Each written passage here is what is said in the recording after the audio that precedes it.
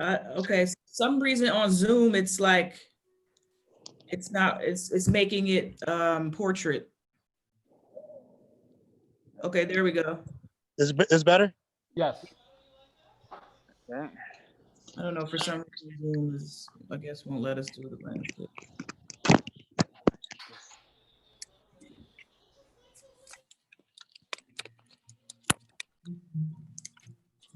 Okay, there's that. Hey, can you hear it? Does it sound good? Hey, testing 1, 2, 3. No one's there. Yes. I can hear you. Thumbs up. Okay. Yeah. Yep. You got to follow around.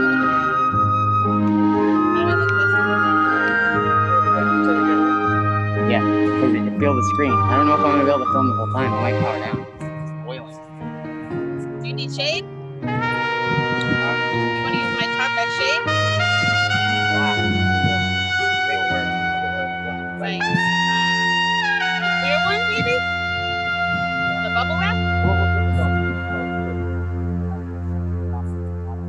I've never had it time out.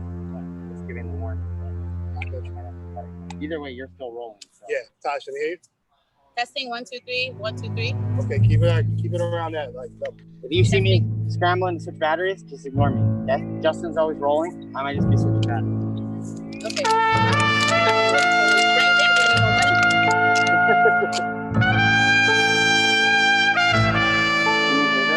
can hear it. No, I can hear it, but I'm not ready. Peace and greetings to everyone. Okay. Can you guys give a thumbs up if you can hear her? I'm talking to you. Perfect. Thank you. Oh, they can't hear. They can hear you. You're like. I got your phone. I can hear everything. Okay. They can't. There's nothing to do. All they can hear is the phone mic. You. This distance. All he can hear and I can hear is that. Okay. Okay. Focus on this mic. This is the important one. Justin's like, don't do it. Don't. So we are here 100 degrees. Listen. So peace and greetings to everyone. I'm extremely humbled to be standing here, sitting. Can you you have your phone? No. I'm ready. I'm ready.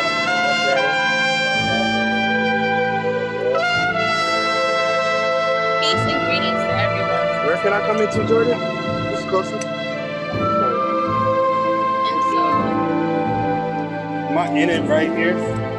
On the Zoom? I'm on you. Be careful. Okay, walk in.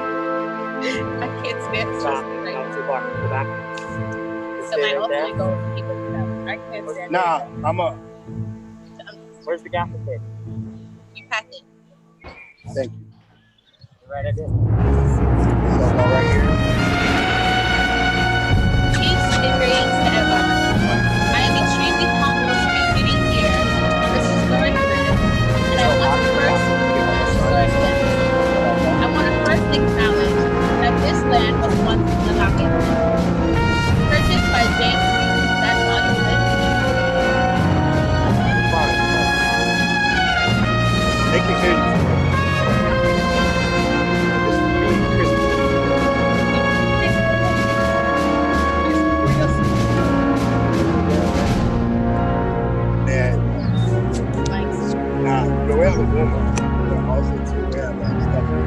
Yo, can you guys give me an image on Zoom really quick? Just so I can see her.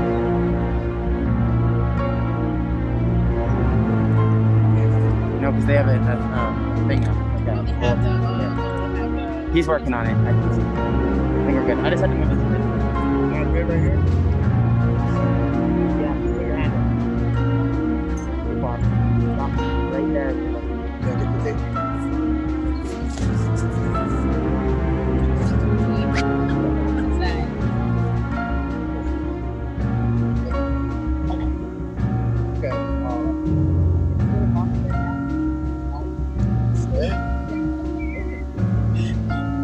Don't worry about it.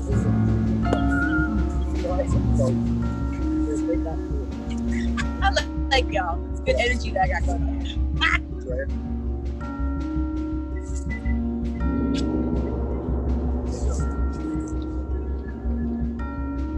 Tasha, Yes. congrats. Thank you. I'm happy you're here. Enjoy this. I will. Next time. Listen, I'm just gonna let the ancestors take over, and We're on your time. on our time. It's gonna be what it's gonna be. Yes. I just gotta make sure that I honor them. That's the top priority. Oh my god, I think I'm a crack. Size what? So wait till after. Hold back the chair. Oh, back in the chairs. Okay.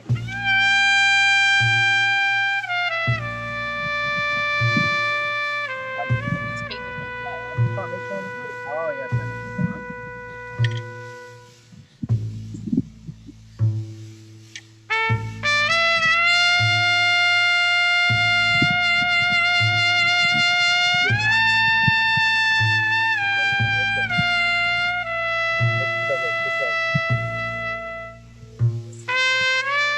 Okay, I'm ready when you are. Man, it's hot. It is insane, dude. I feel like I'm running, but I'm not running at all. Can you refill? Okay, give me a look straight ahead for me. So stay there. Stay looking straight. I just want to make sure I'm focused. Come in. Look straight at the lens. Nice. I won't step on it. If I do, it's time for him to go. Alright. Locked off.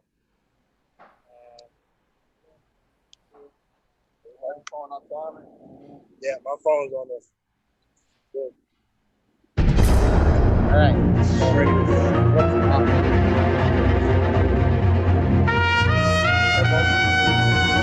What?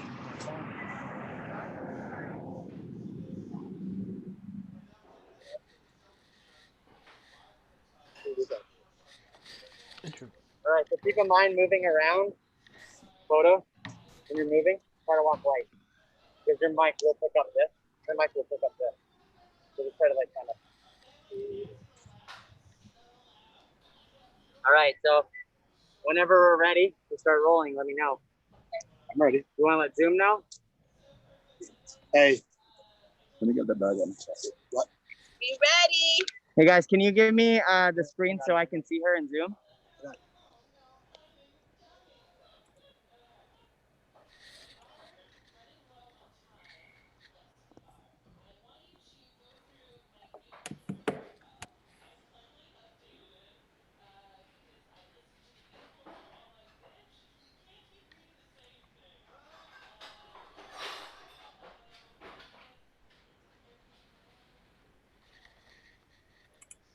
Hey guys, ready to go when you are.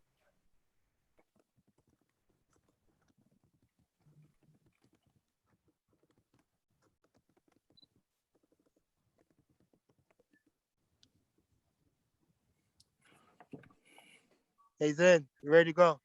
Okay, on standby.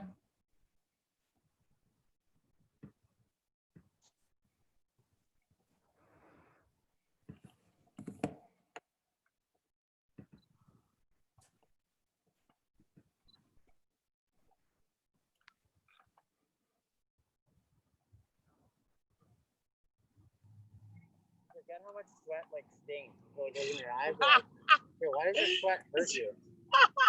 Like, how does sweat hurt you? It's the salt. I can't, Jordan. I can't. So you guys ready? Yeah, we're waiting for them. Tell me when. Hey Zen, we're waiting for you. Yep, hold please. Sit on too long. We're kind of. Yo, we gotta go because like it's like 100 degrees and the batteries are like our cameras.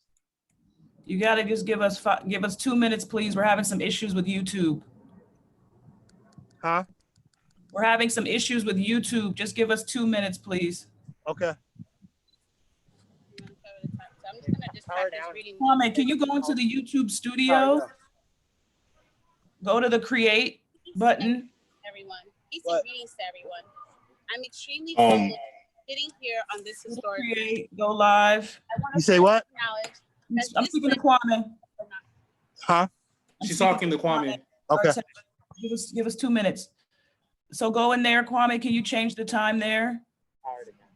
Where's the time? The options, go over those 3 dots. By James. Yo, I have my other one if you want to use the smaller one. No, it's not This that. land became No. known No, I get it, but it's One of two screens you America's got. So in case that first dies, free Click on it. all right, it's in the backpack. By the 1850s, If you need it. Weeksville had become a successful community of over 500 people, boasting more opportunity for home ownership, entrepreneurship, It's not giving me an option to change the time. Can you just maybe click on it and then maybe that'll open it up? Man, it's so hot. It's insane. It's Yeah. a little toasty. We're complaining she's like draped with a wool blanket. Right? You know, let's be real. In full black. Let me clothes, shut up. like, Let me sip my what is not it? even sweating. I'm like, There were a couple of drops. No lie, if it was like Florida, we got like the style's electronic now, right? But like nah, just like a real quick like rain, cool stuff down real quick. The Florida type though, where it dries up like in 2 2 minutes. seconds. Well, that's how it's been like the past week. Right? Why is it not giving us the option? to Greetings to everyone. manage? I am extremely humbled to be sitting here on this historic land. I want to first acknowledge that this land was once Lenape land, purchased by James Week in 1830. It might not be a lie though. You want to take it there. Purchased by James Weeks in 1838, this land became known as the town of Weeksville, one of America's first free Black communities. By the 1850s, Weeksville had become a successful community of over 500 people, boasting more opportunity for home ownership, employment, and success for its Black residents than any other part of Brooklyn and beyond. And if you didn't know, it was Not also giving me any option to change the scheduling. Oh my of gosh. 1863. To honor the Lenape people and the ancestors of Even when we Weeksville, stream live, it's not who were streaming. once there and are still here, I offer this libation in their name. Huh, Kwame? Say it again?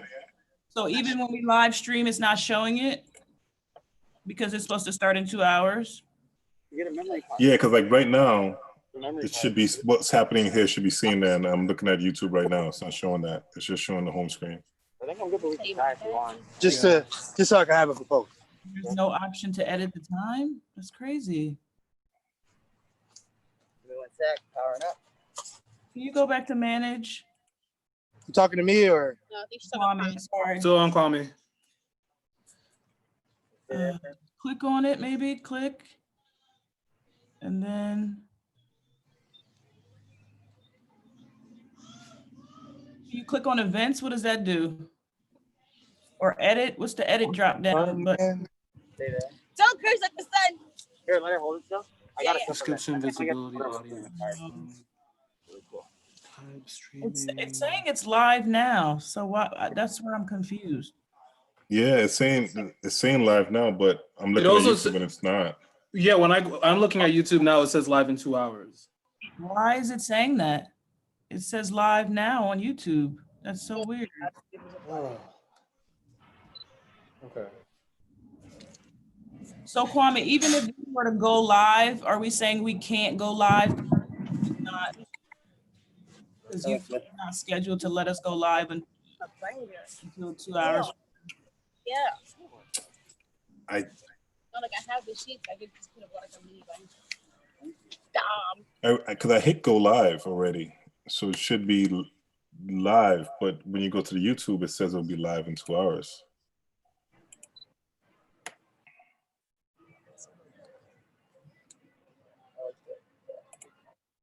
that's a nice little loop you got right there. Yeah. Need to get one myself. It's a great investment. Hard to see without Oh, going like no this. worries. No worries. All right. Only Yeah. thing I can think of is to What if we just stream now? I'm worried about the YouTube. well, if you stream now, it's going to be a different link. That's where the link goes. It's not going to be a link that everybody Having has. phone dying. No, they're having a time. That was the issue Time last. on live. It's showing like 2 hours from now it's gonna play, but it's gonna play right now. So we gotta make sure. You think your phone is dying? It's going to. What is that? It's in the sun. The sun kills it. Oh, that's right. iPhones usually told time me. out, too. Yeah, they're like, we done. We're over. Yeah. Need some shade. Need an ice pack. Yo, I think I have a charger. I guess the only thing I can think of is if we just go live on another link, Yeah. I'll have to try to email all the 200 RSVP people with the new link. I don't know how to. You want us just to record it? We can put the new link into the chat for the 40 people who are currently viewing it. And then I can try to, on the back end here while she's I'll be performing, all right. You should make it. to send out an email. This will last for 2 hours if you got a cable. Not a original. You got a temp, yeah? It's only fitting that on this day, I Julie's did saying that they can hear everything that's going on the back end, so we are live. famous speech Kwame. Yeah, I'm gonna mute our chat, okay? given to the Ladies Anti-Slavery Society in Rosh Corinthians Hall in 1882. Kwame, do you hear me? Yeah, hey. So again? Everybody can hear us on the back end, so it is live. People can hear us on the back end? Yes. People can hear us. On YouTube or on On Come YouTube. on, win. Come on, win. On YouTube. Sounded So great. I'm Sounds totally confused. Sounds great, man. You wanna hear this mic? Bro, I just want to not dehydrate. I feel you. Go get some water. No, Your bottle's back there. Just one side. The papers and the placards say that I am to deliver a 4th of July oration. It The is. fact is, ladies and gentlemen, the distance between this platform, the South Bronx, and the Yeah, I can see plantations us. from which we escaped is considerable. Kwame. And the difficulties Yeah. to overcome in Go getting live from because the they can latter see to us, so former we're live. are So by I no means light. With With little experience and with less learning, go to I time. have been able to throw my thoughts hastily and imperfectly together. Justin. And trusting to your patient and generous indulgence, I proceed to lay Justin. this. The Just, purpose of this celebration is the 4th of July. just. It is the birthday of your national independence and of your political freedom. This to you is what the Passover was to the emancipated people of God. It carries your minds back to the day and to the act of your great deliverance and to the signs and the wonders associated with that act and that day. We're gonna go fill up. Okay. Justin. I put this on mute. So if you hear them, Justin. you gotta come back in. But don't move. Justin. We'll be right back. We're gonna get some water. Justin. Tasha. Yes. Yes. We're ready to go live. Are you ready? How, do you make them like? I just made one. She's a one of a kind. Would you make one yourself? She's questioning. Oh, I know it's expensive. Yes. I'm not gonna underappreciate that. That's a lot of work. I listed Just- I listed her as Justin, can you hear us? a museum I don't think so. I think he put us on mute. Justin. because she represents, African descendants that built this country and their descendants and their descendants. It's really cool that you did that. Careful. Yeah. Do you have his phone number? Yeah, his phone is the Zoom. Careful. See? People get allured, so they want to touch, you know what I mean? But Tasha? that's metaphor, like touching black bodies. What are those birds? without permission. No. I use it as a teachable moment. Oh, okay. You know what I mean? So, like, where some people are just like, oh, you just made a flag. And I'm like, no, No, it's not. this flag represents black bodies and essences. So crazy how like the tones around kind of wrapped together. Yeah, I braided this whole piece. So that was intentional. Hello? So you do intend like separate braids. Yeah, there's an Hello? off braids. Yeah. And then I sewed to the one. Oh, yeah. Because when you showed me the back, I was like, Yeah. oh, it's on chicken wire. Yeah, I but didn't these all expect sewn. Justin. That's so smart though, like to mount it or move it or like, have it on a curve. You can change it. Yep. Justin. And so yeah. Justin. The colorful brown speaks to the spectrum of blackness. You know what I mean? Hello? And silver. The silver, the years of oppression. Yeah. And then the black box specifically to how racism shows up in America. It's Hello? a particular type of racism. It's way more insidious. That I was just like, yeah, we gotta talk about this one place. This is y'all. Y'all, that's up. And then the white dot. Cotton. Yeah. Like, what was the driver primarily? I think cotton was the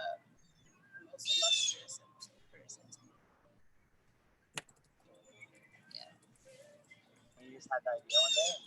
For the 45th presidential election. Tony, can you, Idea of Tony, America. Tony is Zen. Can you go outside and please tell them? What are you talking about? Like, who, what, when, where? And, you know, the answer just kept boiling down to black people. And, like, you're rich because of black people. Y'all brought black bodies here. Black technicians, architects, you know, engineers, seamstress, like all of these talented and skilled trades were brought here, and we're now still all the time. And so like streetwear, everything derived. So that's another thing Driven, too. like huge, main majority, and then taken, or just not even enough like credit forward at all. I know it's horrible. It's horrible actually. But thanks to Frederick Douglass, we got something to talk about. Yo. Good. Are we live? Oh, About to be. Here you go. you're gonna tell me when? Oh. I start? No. Oh. This is not chill. This is like We was ready. Is it live right now? Yeah. Are they not popping yet? We're They live. can't hear us. We can hear you. Oh, they can't hear us yet. Oh, okay. You can't hear us. Okay, audio up. Okay. Hey, we up, Zen? You want to give a clap in front of her? Want me to? Yeah. Okay, I'm rolling. We good, Zen? You're good, go. We're live. Rolling. Rolling. Okay, let me clap. Sound speed. No.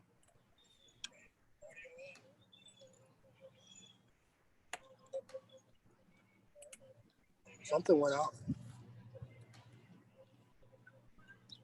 too hot. 1 second.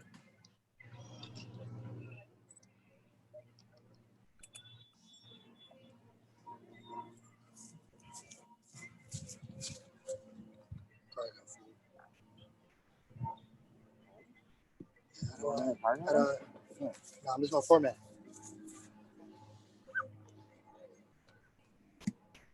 You good? You good? No, give it to me. Yeah, give me a new one. 1 second, y'all.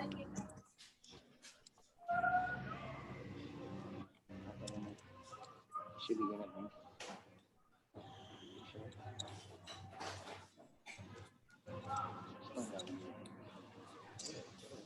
Okay.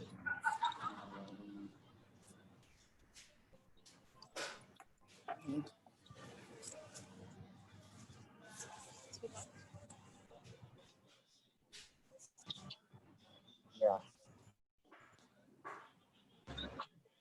There you go.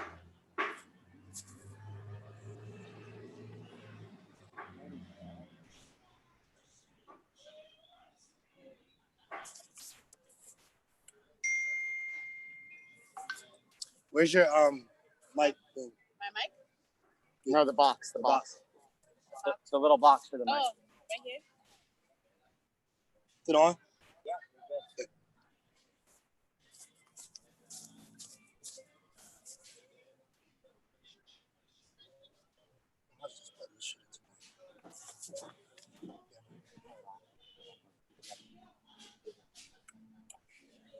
There you go.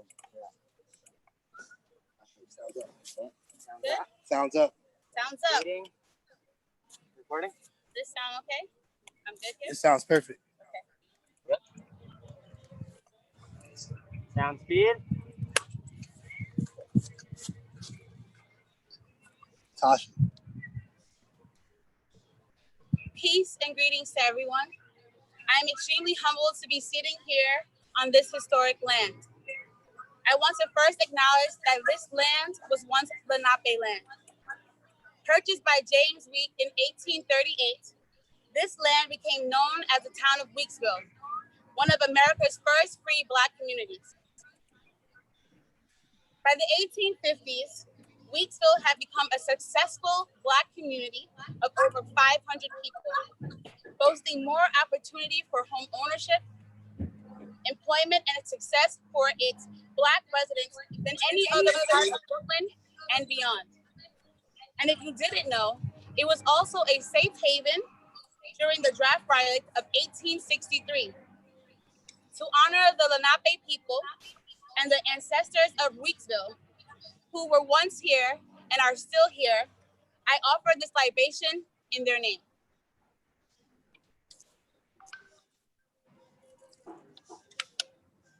Ashe.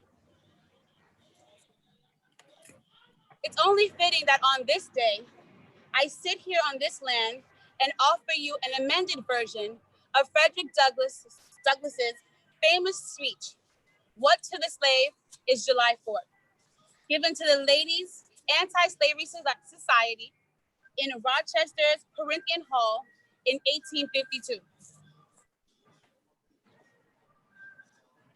Mr. President, friends, fellow citizens, and my beautiful Black people, the papers and the placards say that I am to deliver a 4th of July oration.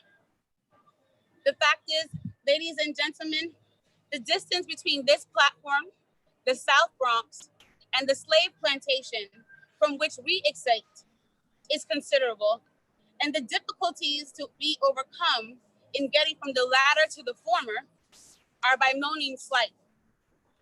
With little experience and with less learning, I have been able to throw my thoughts hastily and imperfectly together, and trusting to your patience and generous indulgence, I will proceed to lay them before you. This, for the purpose of this celebration, is the 4th of July. It is the birthday of your national independence and your political freedom. This to you is what the Passover was to the emancipated people of God. It carries your minds back to the day and to the act of your great deliverance, and to the signs and to the wonders associated with that act and that day. This celebration also marks the beginning of another year of your national life and reminds you that the Republic of America is now 76 years old. I am glad, fellow citizens, that your nation is so young. 76 years, though a good age for a man, is but a mere speck in the life of a nation.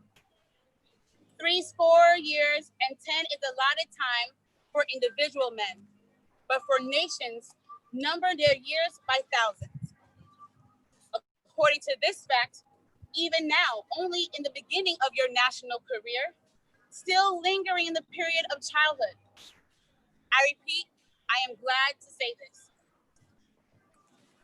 This is the hope in the thought, and hope is much needed under the dark clouds which lower above the horizon. There is consolation in the thought that America is young.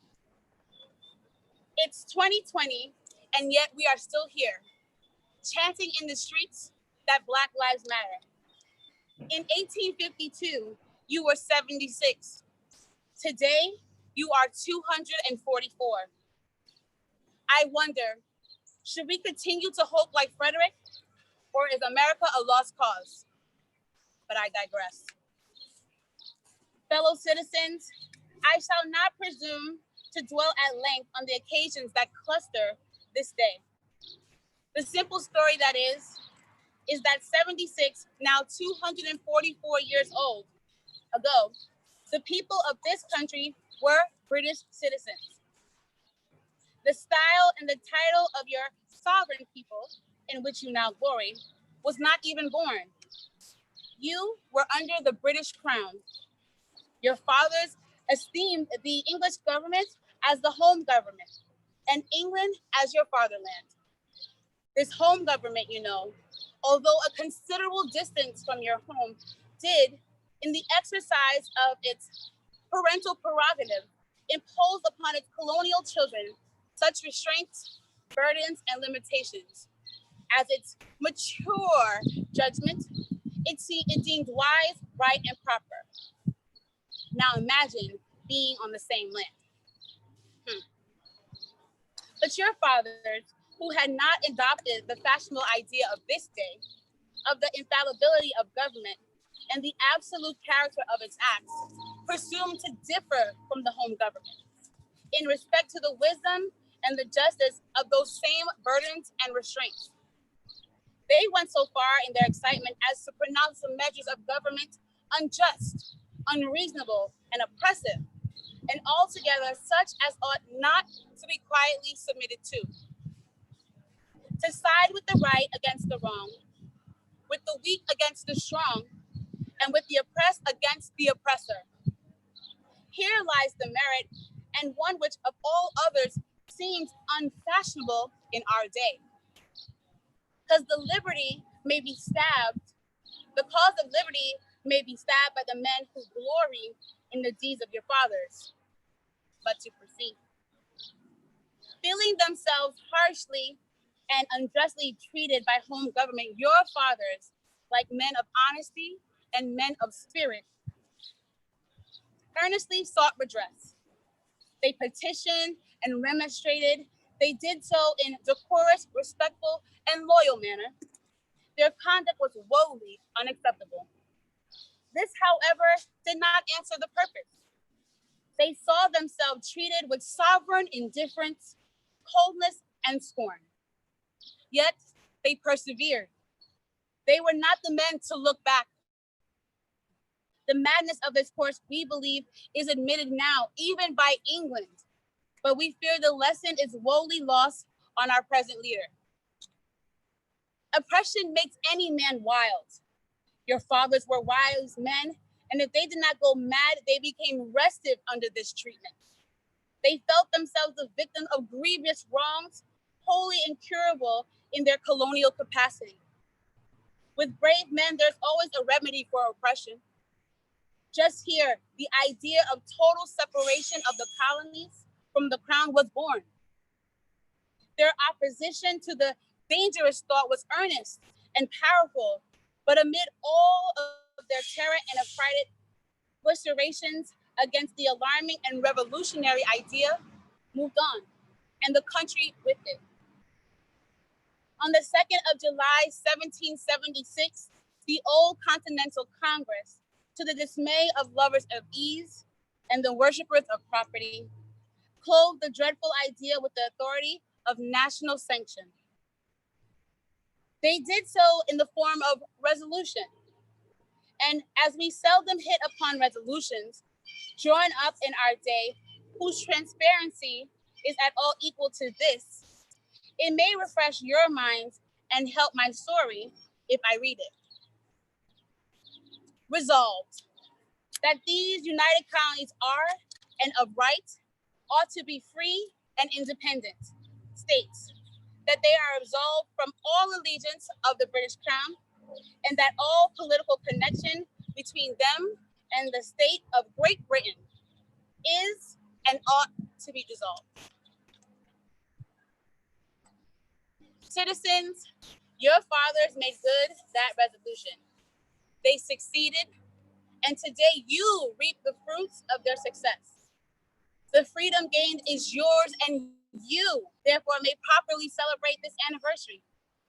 The 4th of July is the first great fact in your nation's history, the very ringbolt to the chain of your yet undeveloped destiny. Fellow citizens, I am not wanting in respect of this of your fathers of this republic. The signers of the Declaration of Independence were brave men. They loved their country better than their own private interests. And though this is not the highest form of human excellence, all will concede that it is a rare virtue. Though this is not the rare virtue, and that when it is exhibited, it ought to command respect. He who will intelligently lay down his life for his country is a man who is not in human nature to despise. Your fathers staked their lives, their fortunes, and their sacred honor on the cause of this country. In their admiration of liberty, they lost sight of other interests. They were peacemen, but preferred revolution to peaceful submission to bondage. They were quiet men, but they did not shrink from agitating against oppression. They showed forbearance, but they still knew its limits. They believed in order, but not in the order of tyranny. With them, nothing was settled that was not right. With them, justice, liberty, and humanity were final, but not slavery and oppression. You may well cherish the memory of such men. They were great in their day and their generation. Their solid manhood stands out the more as we contrast it with these degenerate times. Fully appreciating the hardship to be encountered, firmly believing in the right of their cause, honorably inviting the scrutiny of the ongoing world, reverently appealing to heaven to attest their sincerity, soundly comprehending the solemn responsibility they were about to assume, wisely measuring the terrible odds against them. Your fathers, the fathers of this republic, did most deliberately under the inspiration of glorious patriotism, and with a sublime faith in the great principles of justice and freedom, lay deep the cornerstone of the national superstructure, which has risen and still rises in grandeur around you. Of this fundamental work, this day is the anniversary. Our eyes are met with demonstrations of joyous enthusiasm. Banners and pennants are waved exultantly in the breeze. The din of business too is hushed. The ear-piercing fife and stirring drum unite their accents with the ascending peal of 1,000 church bells. Prayers are made, hymns are sung, sermons are preached in honor of this day, while the quick martial tramp of a great and multitudinous nation echoed back all by the hills, valleys, and mountains of this vast continent bespeaks the occasion one of thrilling and universal interest, a nation's jubilee. And by the way, our ears are over the fireworks. Friends and citizens, I need not further into the causes which have led to this anniversary. Many of you understand them better than I do. You could instruct me in regard to them. That is a branch of knowledge to which you feel perhaps a much deeper interest than the speaker. The causes which led to the separation of the colonies from the British Crown have never lacked for a tongue. They have been taught in your common schools, narrated at your firesides, unfolded from your pulpits, and thundered from your legislative halls, and are as familiar to you as household words. They form the staple of your national poetry and eloquence. Our business, if we have here today, is with the present. Fellow citizens, pardon me, allow me to ask, why am I called upon here to speak today? What have I or those I represent to do with your national independence? Are the great principles of political freedom and of natural justice embodied in that Declaration of Independence extended to us? And am I therefore called upon to bring a humble offering to your national altar and to confess the benefits and express devout gratitude for the blessings resulting from your independence to us? Would to God, both for your sakes and ours, that an affirmative answer could truthfully be returned to these questions. Then would my task be light and my burden easy and delightful. But such is not the state of this case. I say it with a sad sense of the disparity between us. We are not included within the pale of this glorious anniversary. Your high independence only reveals the immeasurable distance between us. The blessings in which you this day rejoice are not enjoyed in common. The rich inheritance of justice, peace, prosperity, independence, bequeathed by your fathers is shared by you, not by us. The sunlight that brought life, healing to you, brought strife and death to us. The 4th of July is yours, not ours. You may rejoice and call upon him to join in your joyous anthems, were inhumane mockery and sacrilegious irony. Do you mean, citizens, to mock us by asking us to speak today? If so, there is a parallel to your conduct. And let me warn that it is dangerous to copy the example of a nation whose crimes, lowering up to heaven, were thrown down by the breath of the Almighty, burying that nation in irrecoverable ruin. I can today take up the plaintive lament of appeal and woe-smitten people. Fellow citizens, above your natural tumultuous joy, I hear the mournful wail of millions whose chains and handcuffs, heavy and grievous yesterday, and are today rendered more intolerable by the jubilee shouts that reach them.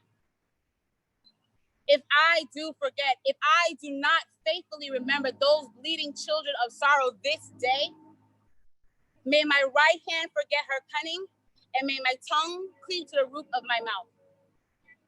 To forget them, Breonna Taylor, George Floyd, Mercy Mack, Tony McDade,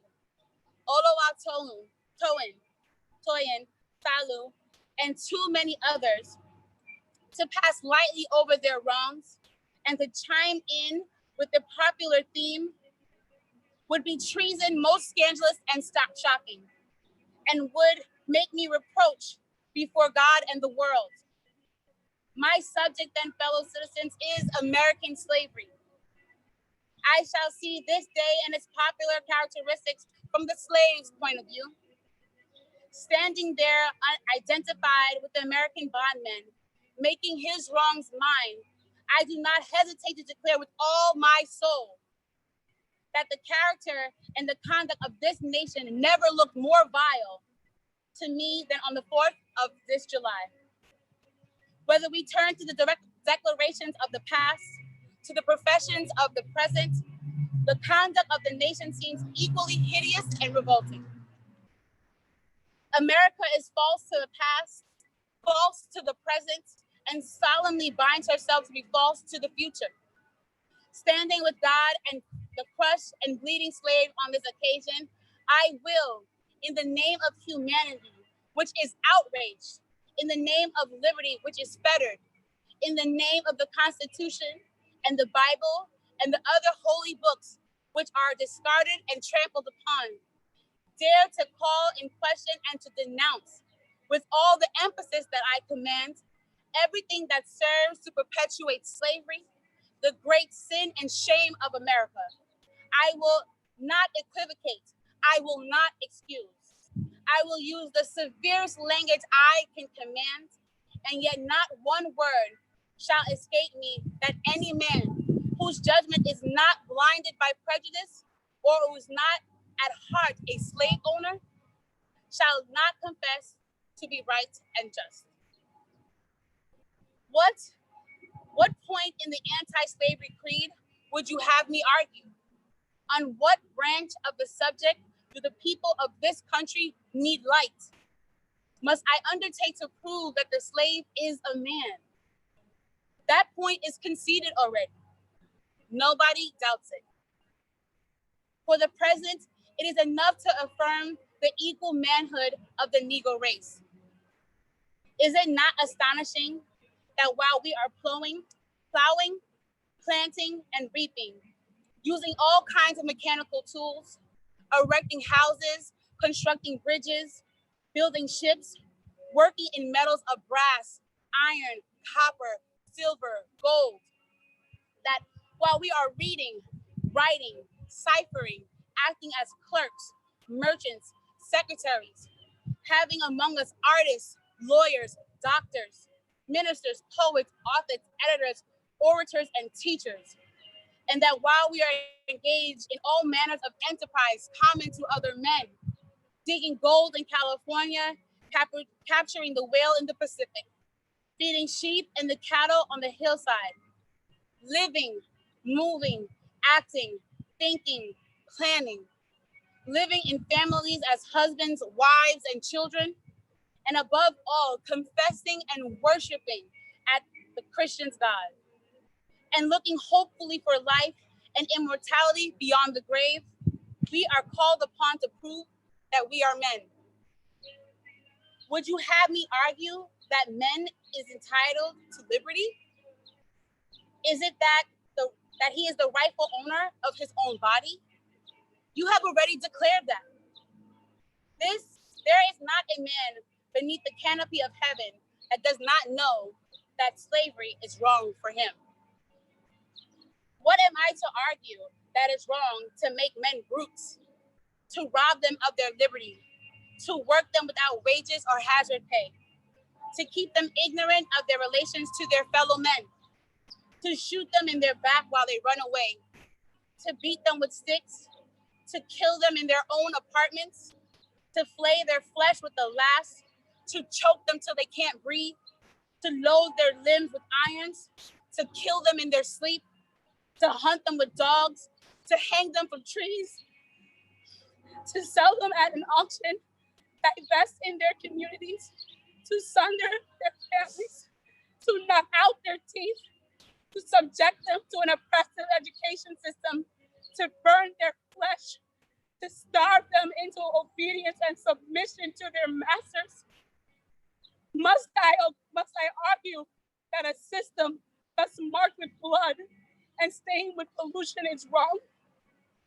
No, I will not. I have better employments of my time and my strength, and such arguments should imply.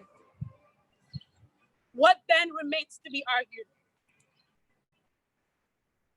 At a time like this, scorching irony and convincing argument is needed. Not convincing argument is needed. Oh, had I the ability, I could reach the nation scared, I would today pour out a fiery stream of biting ridicule, blasting reproach, withering sarcasm, and stern rebuke. For it is not light that is needed, but fire. It is not the gentle shower, but thunder. We need the storm, the whirlwind, and the earthquake. The feeling of the nation must be quickened. The conscience of the nation must be roused. The propriety of the nation must be startled. The hypocrisy of the nation must be exposed.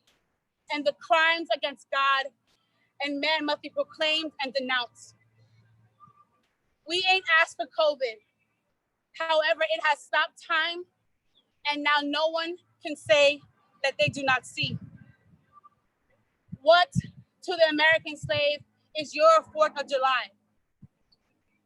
I answer, a day that reveals to him more than any other days in the year the gross injustice and cruelty which is constant, which to he is the constant wisdom.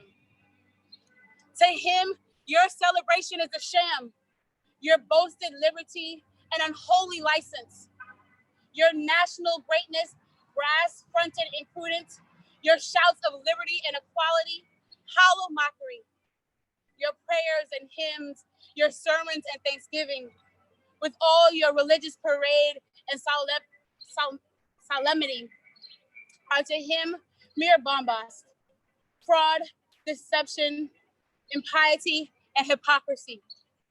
A thin veil to cover crimes which would disgrace a nation of savages.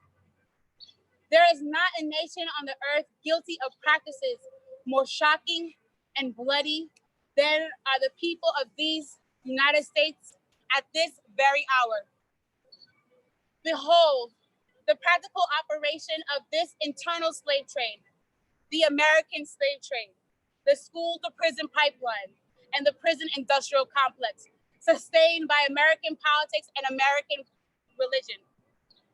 Fellow citizens, this murderous traffic is today an active operation in this boasted republic.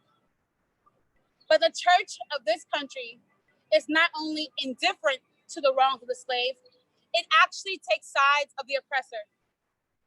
It has made itself the bulwark of the American slavery and the shield of the American slave hunter. Many of its most eloquent divines, who stand in the very lights of the church, have shamelessly given the sanction of religion and the Bible to the whole slave system. They have taught that man may properly be a slave, that the relation of master and slave is ordained by God, that to send back an escaped bondman to his master is clearly the duty of all followers of the Lord Jesus Christ. And this horrible blasphemy is palmed off upon the world for Christianity. For my part, I would say, welcome infidelity, welcome atheism, welcome anything in preference to the gospel as preached by these divines. They convert the very name of religion into an engine of tyranny and barbarous cruelty and serve to confirm more infidels. Your new moons and your appointed feasts, my soul hates. They are trouble to me. I am weary to bear them. And when you spread forth your hands, I hide my eyes from you. Yea, when you make your prayers, I will not hear, for your hands are full of blood. Cease to do evil. Learn to do well. Seek judgment. Relieve the oppressed. Judge the fatherless. Plead for the widow. And arrest Brianna's murderers. The American church is guilty when viewed in connection with what it is doing to uphold slavery. But it is superlatively guilty when viewed in connection with its ability to abolish slavery. The sin of which is guilty is one of omission as well as commission. Let the religious press, the pulpit, the Sunday school, the conference meeting, missionaries, Bible and tract association of the land array their immersed powers against slavery, slaveholding, and ISIS deportation camps. And the whole system of crime and blood would be scattered to the winds. And that they do not do this involves them in the most awful responsibility of which the mind can conceive. My spirit wearies of such blasphemy and how such men can be supported as the standing types and representatives of Jesus Christ is a mystery which I leave others to penetrate. In speaking of the American church, however, let it be distinctly understood that I mean the great mass of religious organizations of our land. America, Americans, your Republican politics, not less than your Republican religion, are flagrantly inconsistent. You boast of your love of liberty, your superior civilization, and your pure Christianity, while the whole political power of the nation, as embodied in the two great political parties, is solemnly pledged to support and perpetuate the enslavement of 3 million of your countrymen. Fellow citizens, I will not enlarge further on your national inconsistencies. Your existence of slavery, the existence of slavery in this country brands your republicanism as a sham, your humanity as base pretense, and your Christianity as a lie. It destroys your moral power abroad. It corrupts your politicians at home. It saps the foundation of religion. It makes your name a hissing and byword to the mocking earth.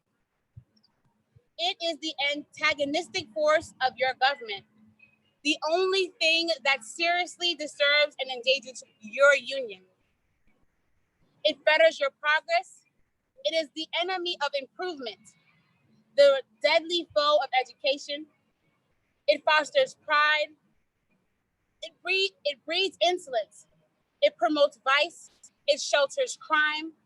It is a curse to the earth that supports it, and yet you cling to it as if it were the sheet of anchor of all your hopes. Oh, be warned, be warned. A horrible reptile is coiled up in your nation's bosom. The venomous creature is nursing at the tender breast of your youthful republic. For the love of God, tear away and fling from you the hideous monster, and let the weight of 20 millions crush and destroy it forever. Then I dare to affirm, notwithstanding all I have said before, your fathers stooped, basely stooped, and instead of being the honest men I have before declared them to be, they were the various impostors that ever practiced on mankind. This is the inevitable conclusion, and from it there is no escape.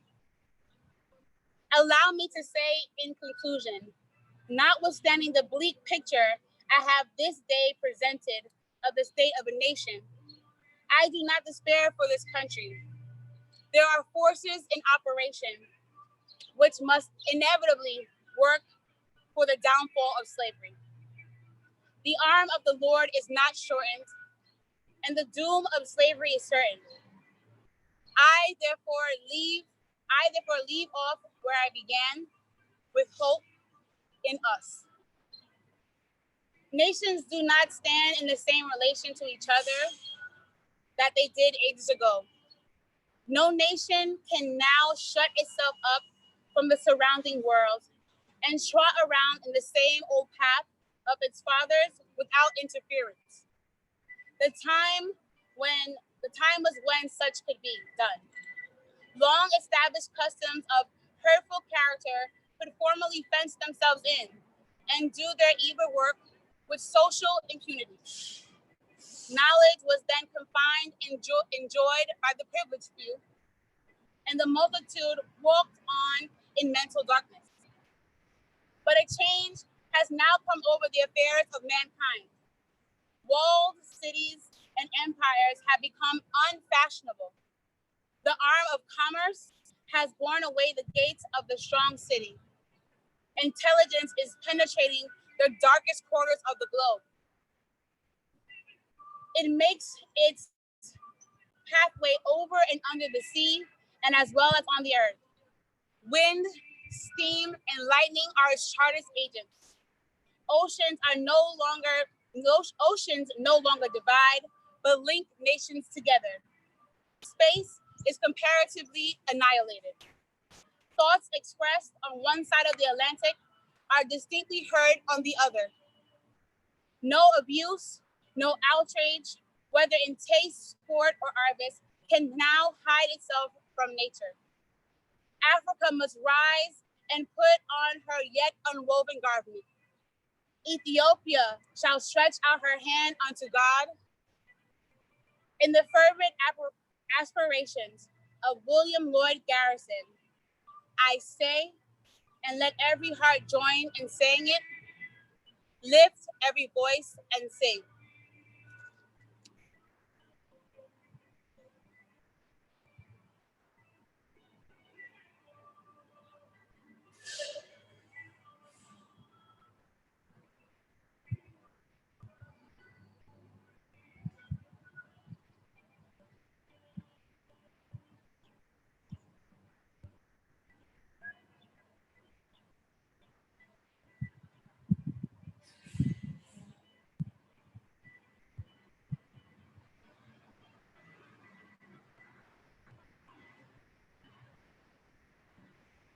You hear music playing?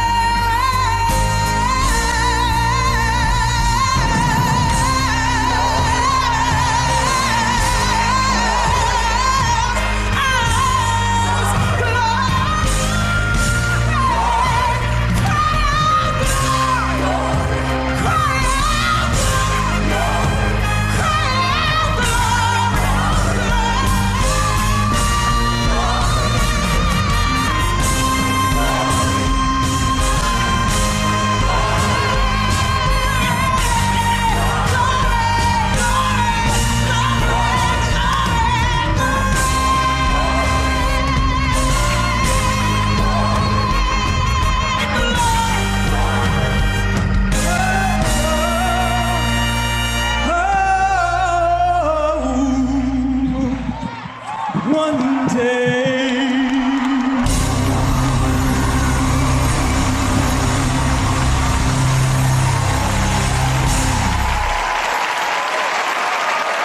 Yolanda Adams. Thank you. For 25 years, the 5th of July was a day to commemorate the abolition of slavery in New York.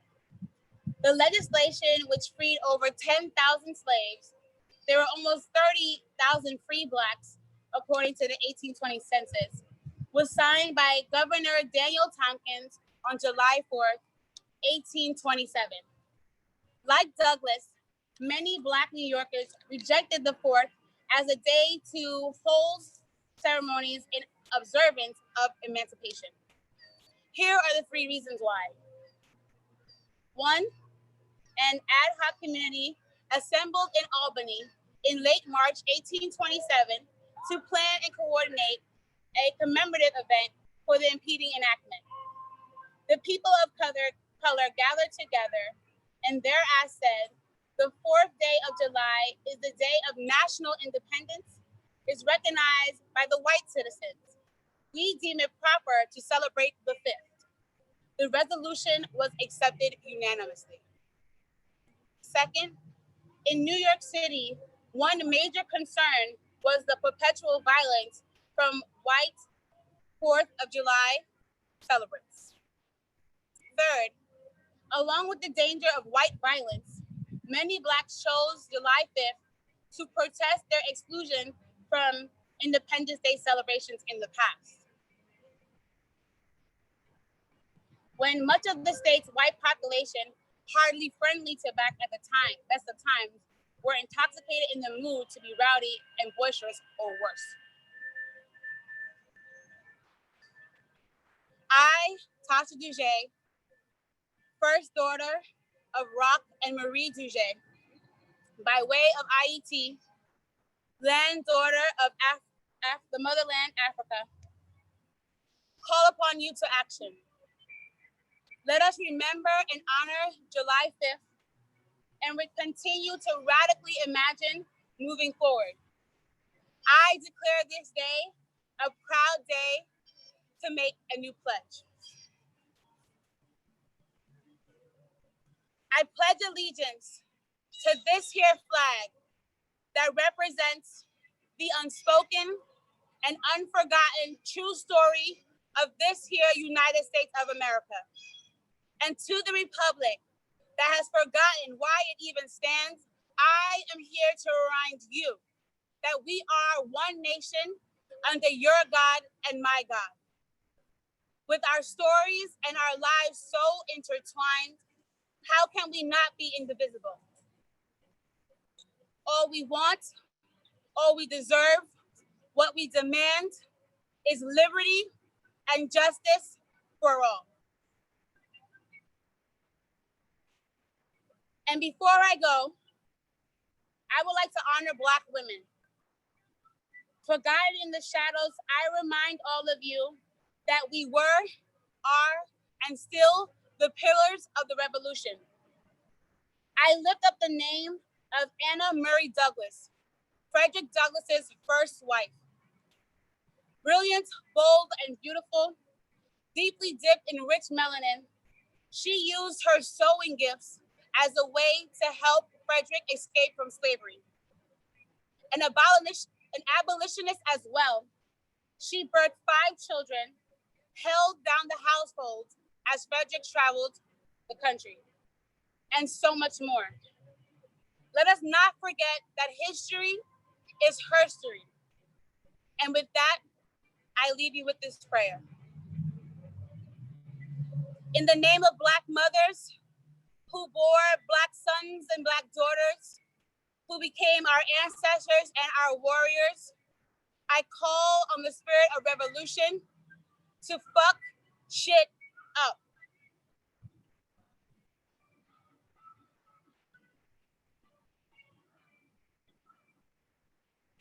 Thank you.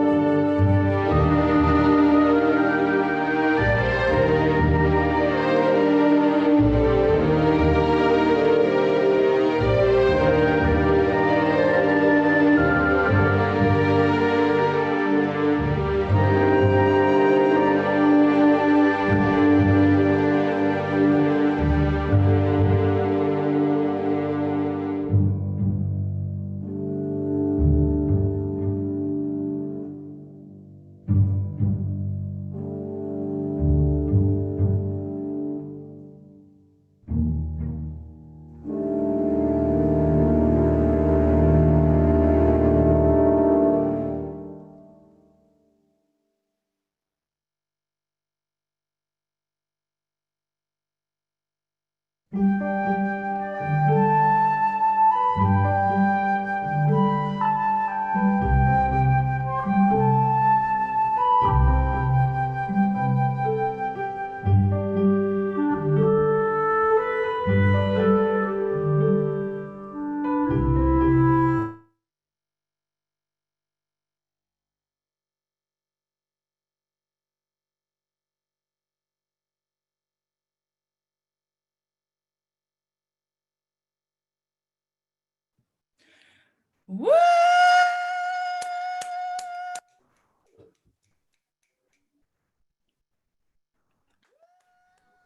That was wild.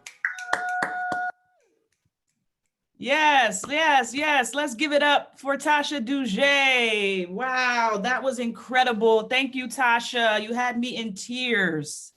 Thank you so much for that wonderful performance and really just setting the stage for this day of protest. Revolutionary greetings, everybody. I'm Zenzele Cooper. I'm the program manager here at Weeksville Heritage Center. Thank you all for being here with us, being patient with us as we work through our technical difficulties. Please share with your family members, community members, the new link. If they're trying to get in, please share that with them so they can join this amazing day of protest. Happy 5th of July. I'm here with my esteemed colleague. You want to go ahead and introduce yourself? Yeah, hi, my name is Obda Munazir. I am the oral history manager at the Weeksville Heritage Center, and I am excited to be celebrating and discussing on this July 5th with everyone who's here. Yes, so we're about a half hour behind schedule. So you saw the slide there, we're a little bit behind because of the technical difficulties, but right now we're going to move into our conversation with Hannibal B. Johnson. We're going to bring Brother Hannibal in. Unfortunately, we had some issues with the Zoom. They're not letting him in with his video. So we're going to just be hearing from Brother Hannibal, but I encourage you all to Google this brother. His contributions to our culture and our history are just outstanding. He's written many books on Black Wall Street, right? So we're here today to celebrate the 5th of July, our alternative day of protest. And we're really spotlighting Greenwood Avenue, a virtual reality experience by Ayanna Baraka. And Brother Hannibal is going to help give us some history and provide that historical context for us so we can better understand Tulsa, Black Wall Street, and be prepared to go into that really robust conversation we'll have with the creative team later. So let's just go ahead. I'm just gonna read Hannibal's bio just real quick, just for folks to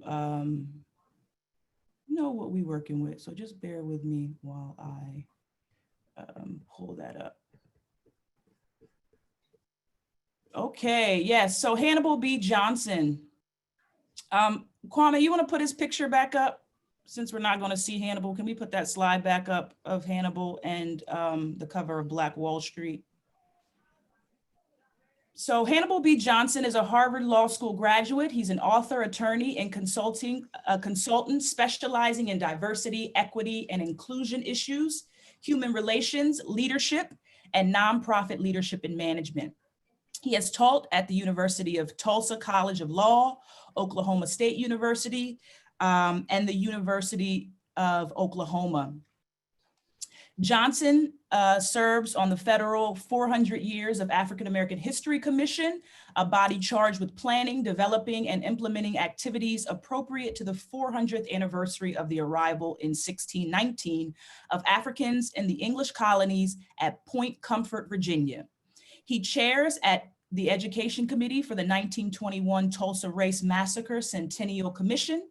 His books include Black Wall Street, Up from the Ashes, Acres of Aspiration, Apartheid in Indian Country, Tulsa's Historic Greenwood District, and The Saunders of Chandler, chronicling the African American experience in Oklahoma and its indelible impact on American history. His new book, Black Wall Street 100, An American City Grapples with Its Historical Racial Trauma, is slated for release in September 2020. So let's all go pick that up when that comes out.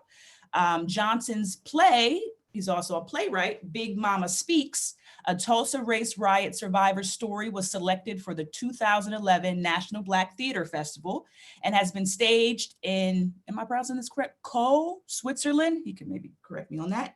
He has received numerous honors and awards for his work and community service, and you can find him at hannibalbjohnson.com. So let's go ahead and bring in Brother Hannibal. Hannibal, are you there? Good afternoon. Good afternoon. Sorry we can't see you, but we're so happy to hear you and happy that you're with us. It's great to be here. Thank you so much. I did a little internet stalking of Hannibal before I met him, saw him on Democracy Now!, which is one of my favorite news programs. And I was like, I would just love to meet this brother and talk to him.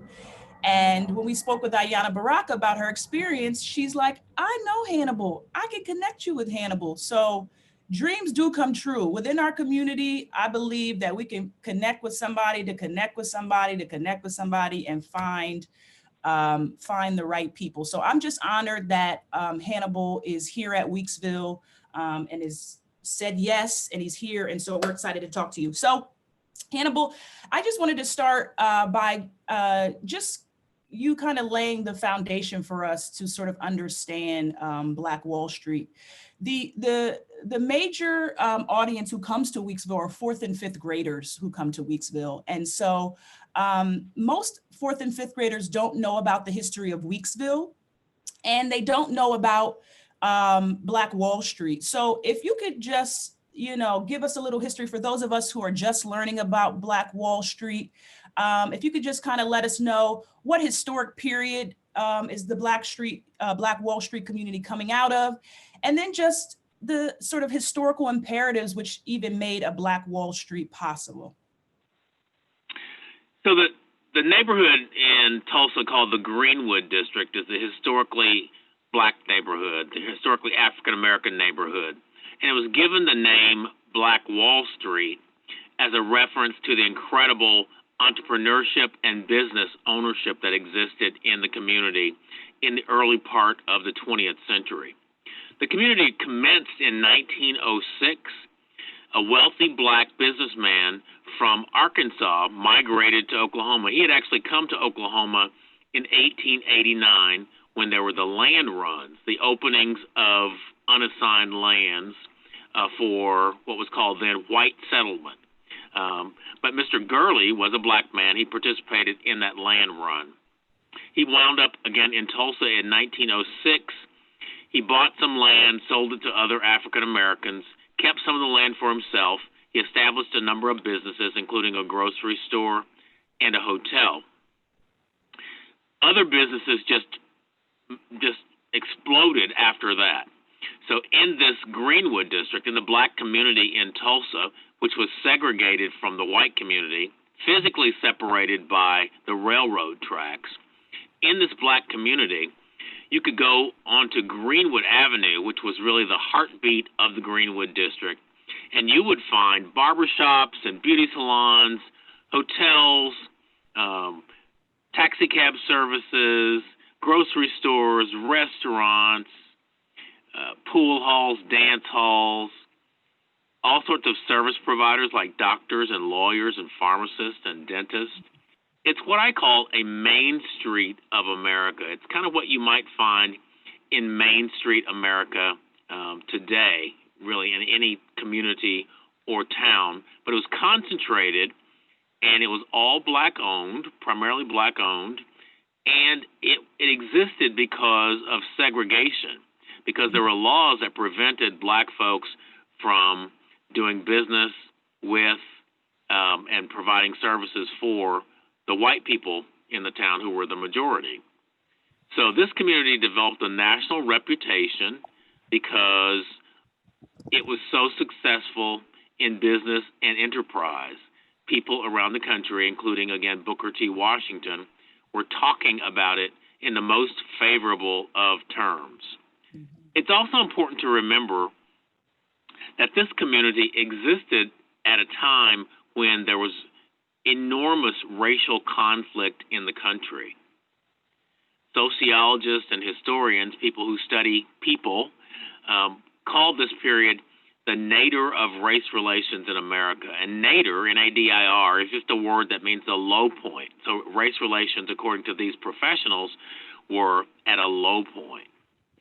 And this is a period during which there are events around the country called race riots. They weren't really race riots. They were really invasions of black communities by white mobs. But they were called race riots. And 1919, 2 years before the massacre here in Tulsa, there were more than 24 of these so-called race riots throughout the United States, in towns and communities and cities all across the country. And at the same time, there was this phenomenon going on all across the country as well called lynching. I describe lynching as domestic terrorism. The point behind lynching is not simply to punish a target or a victim. The point really is to send a message. And the message in these lynchings, which primarily victimized black folks, the message was white supremacy, that whites are dominant, not only numerically, but in terms of power and prestige and privilege, and that black people ought to know their place. So this was happening really all throughout the 20th century. And in fact, between the collapse of Reconstruction in 1877 and the peak of the Civil Rights Movement in 1965, there are approaching 5,000 lynchings in America. So that's kind of the backdrop. Now, people are aware of what's called Black Wall Street really for two reasons. One I've already talked about, and that's the incredible business development that existed in this concentrated black community.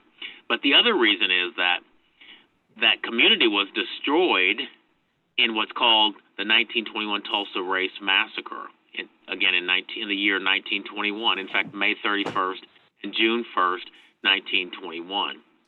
So this incident involved really just wiping out this successful black business community for all intents and purposes. And it was perpetrated by a large white mob numbering in the thousands. And the causes are many, but it's important, again, to remember the national context. These kinds of events, attacks on black communities, particularly attacks on black economic success, were occurring all throughout the nation. It just so happens that Tulsa got the worst of it, the worst of the so-called race riots of the early 20th century. And that's kind of a broad brush overview of the history here. Yeah, thank you. That's really, really helpful. Early on, you mentioned that O.W. Gurley helps find Greenwood in Tulsa, Oklahoma. Could you speak more towards the Homestead Act and how it affected the exoduster movement that allows Black folk to move into both Oklahoma and Kansas? Yeah, Kansas and Oklahoma were desirable destinations for Black folks fleeing the oppression of the Deep South, Alabama, Mississippi, Georgia, etc. Oklahoma had a lot of what was called unsettled land. And so the Native Americans, the so-called five civilized tribes, the Cherokees, the Muskogee Creeks, the Choctaws, the Chickasaws, and the Seminoles, they were forcibly removed from their homes in the southeastern United States by President Andrew Jackson in the 1830s and 1840s. Many people do not understand that members of those so-called five civilized tribes practiced chattel slavery. So there were African folk among those tribes who were enslaved. There were also free Black people among those tribes as well. So a number of people of African ancestry got to Oklahoma in the land runs with the Native Americans, with the five civilized tribes. And in fact, that provides really a unique opportunity that supported the financial wherewithal of Black communities all throughout Oklahoma. After the Civil War, the five tribes signed treaties with the federal government. Ultimately, the black folks, the people of African extraction who lived among the tribes as members or otherwise, were awarded land allotments. This happened, again, after the Civil War and pursuant to the work of what's called the Dawes Commission in the late 19th and early 20th century. These land allotments were really accessions to wealth. So these formerly enslaved persons who lived among the 5 tribes had wealth, and they actually helped support the economies of places like the Greenwood District, Black Wall Street in Tulsa, like the successful black business community in Muskogee, Oklahoma. And like many of the all-black towns in Oklahoma, Oklahoma had more all-black towns than any other state, more than 50, like Boley, Clearview, Langston, et cetera, et cetera. So Oklahoma, just because of its unique position in our history, as the place of settlement for these Native American tribes, and as a place that had a lot of unassigned land that was opened up in land runs and land lotteries, people were able to come into Oklahoma beginning in 1889 and kind of stake a claim to land. Land, particularly in an agrarian economy, is an accession to wealth. So it's a real opportunity for people to gain wealth through working the land. That's kind of it's a really complex story, but it's really important to understand these interworkings of these 3 demographic groups: European Americans, Native Americans, and African Americans, who were in many ways separated by law, but their fortunes were inextricably intertwined. Yeah, and I guess a follow-up question to that. Earlier, you also mentioned that like one of the reasons that Greenwood was successful was because of segregation. And a term that I learned about was unslumming, where like on average, the black dollar in a neighborhood usually disappears immediately. But because of segregation during this time, all the money stayed within the community. So I guess my question is, like, while segregation helped this, could you also talk about how segregation became or like led to the massacre that occurs in 1921? Again, Tulsa is not unique in this respect. I always point to 1892. Many listeners may be familiar with Ida B. Wells, really an anti-lynching advocate. Ida B. Wells ran a newspaper in Memphis, Tennessee, and she was friends with the owners, the black owners, of a grocery store called People's Grocery. That grocery store was very successful, and it began to compete with a white-owned grocery store. There was jealousy in the Memphis community. Ultimately, there were trumped-up charges, and the 3 co-owners of People's Grocery in Memphis were lynched. 1892. Ida B. Wells wrote about it, and her advocacy on behalf of those black men who were lynched caused her to be essentially run out of town. So this notion that there's jealousy in the white community over the economic success of people in the black community is deeply rooted in history in places like Memphis and places like Tulsa.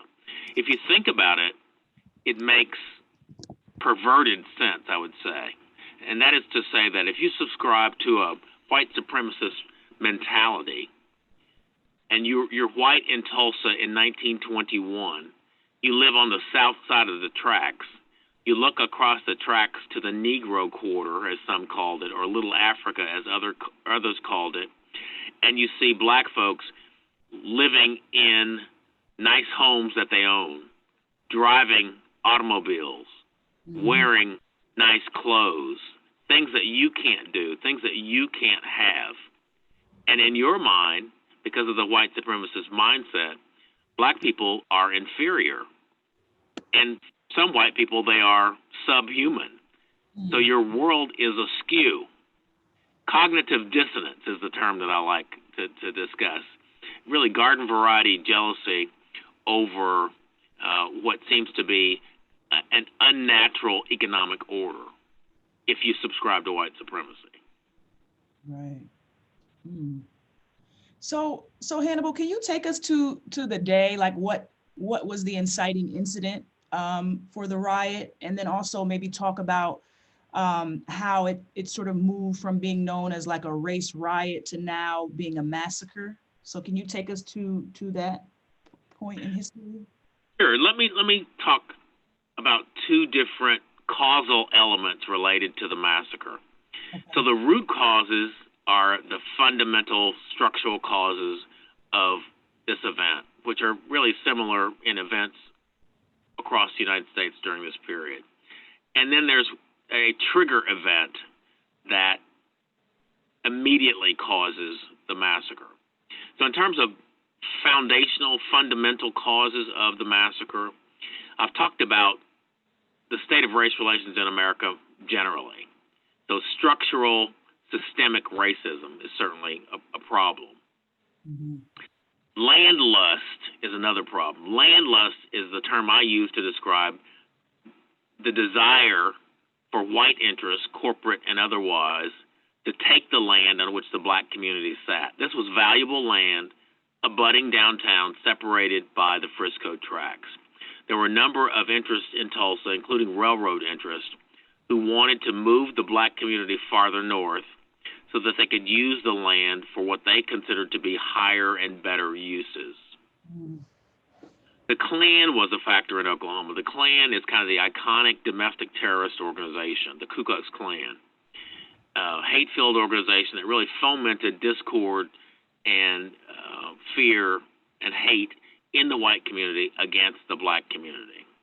I've talked about just garden variety jealousy, cognitive dissonance. If you're white, you subscribe to a white supremacist mindset, you see black people doing better than you, something has to be reordered because things are out of sync. Mm-hmm. And finally, the media. We talk about the role of media in society today as well. We should. The media were no less important back in the day. And when we talk about media back in 1921, we're talking primarily about print newspapers.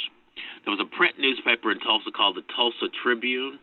It published a series of inflammatory, incendiary articles and editorials that really riled segments of the white community. So Tulsa in 1921 was essentially a tinderbox, a powder keg, needing only some sort of igniter or catalyst to set the community alight.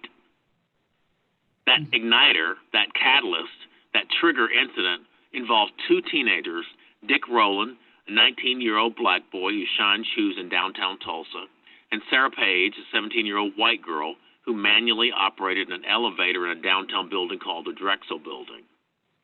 Now, Dick Rowland needed to use the restroom one day. It happened to be Monday, May 30th, 1921, which is Memorial Day. He was downtown shining shoes. He walked over to the Drexel Building. He boarded the elevator being operated by young Sarah Page. Something happened on the elevator. We don't know exactly what, but it caused the elevator to jerk or to lurch. Dick Rowland bumped into Sarah Page. He may have stepped on her foot. She began to scream. By some accounts, she slapped him.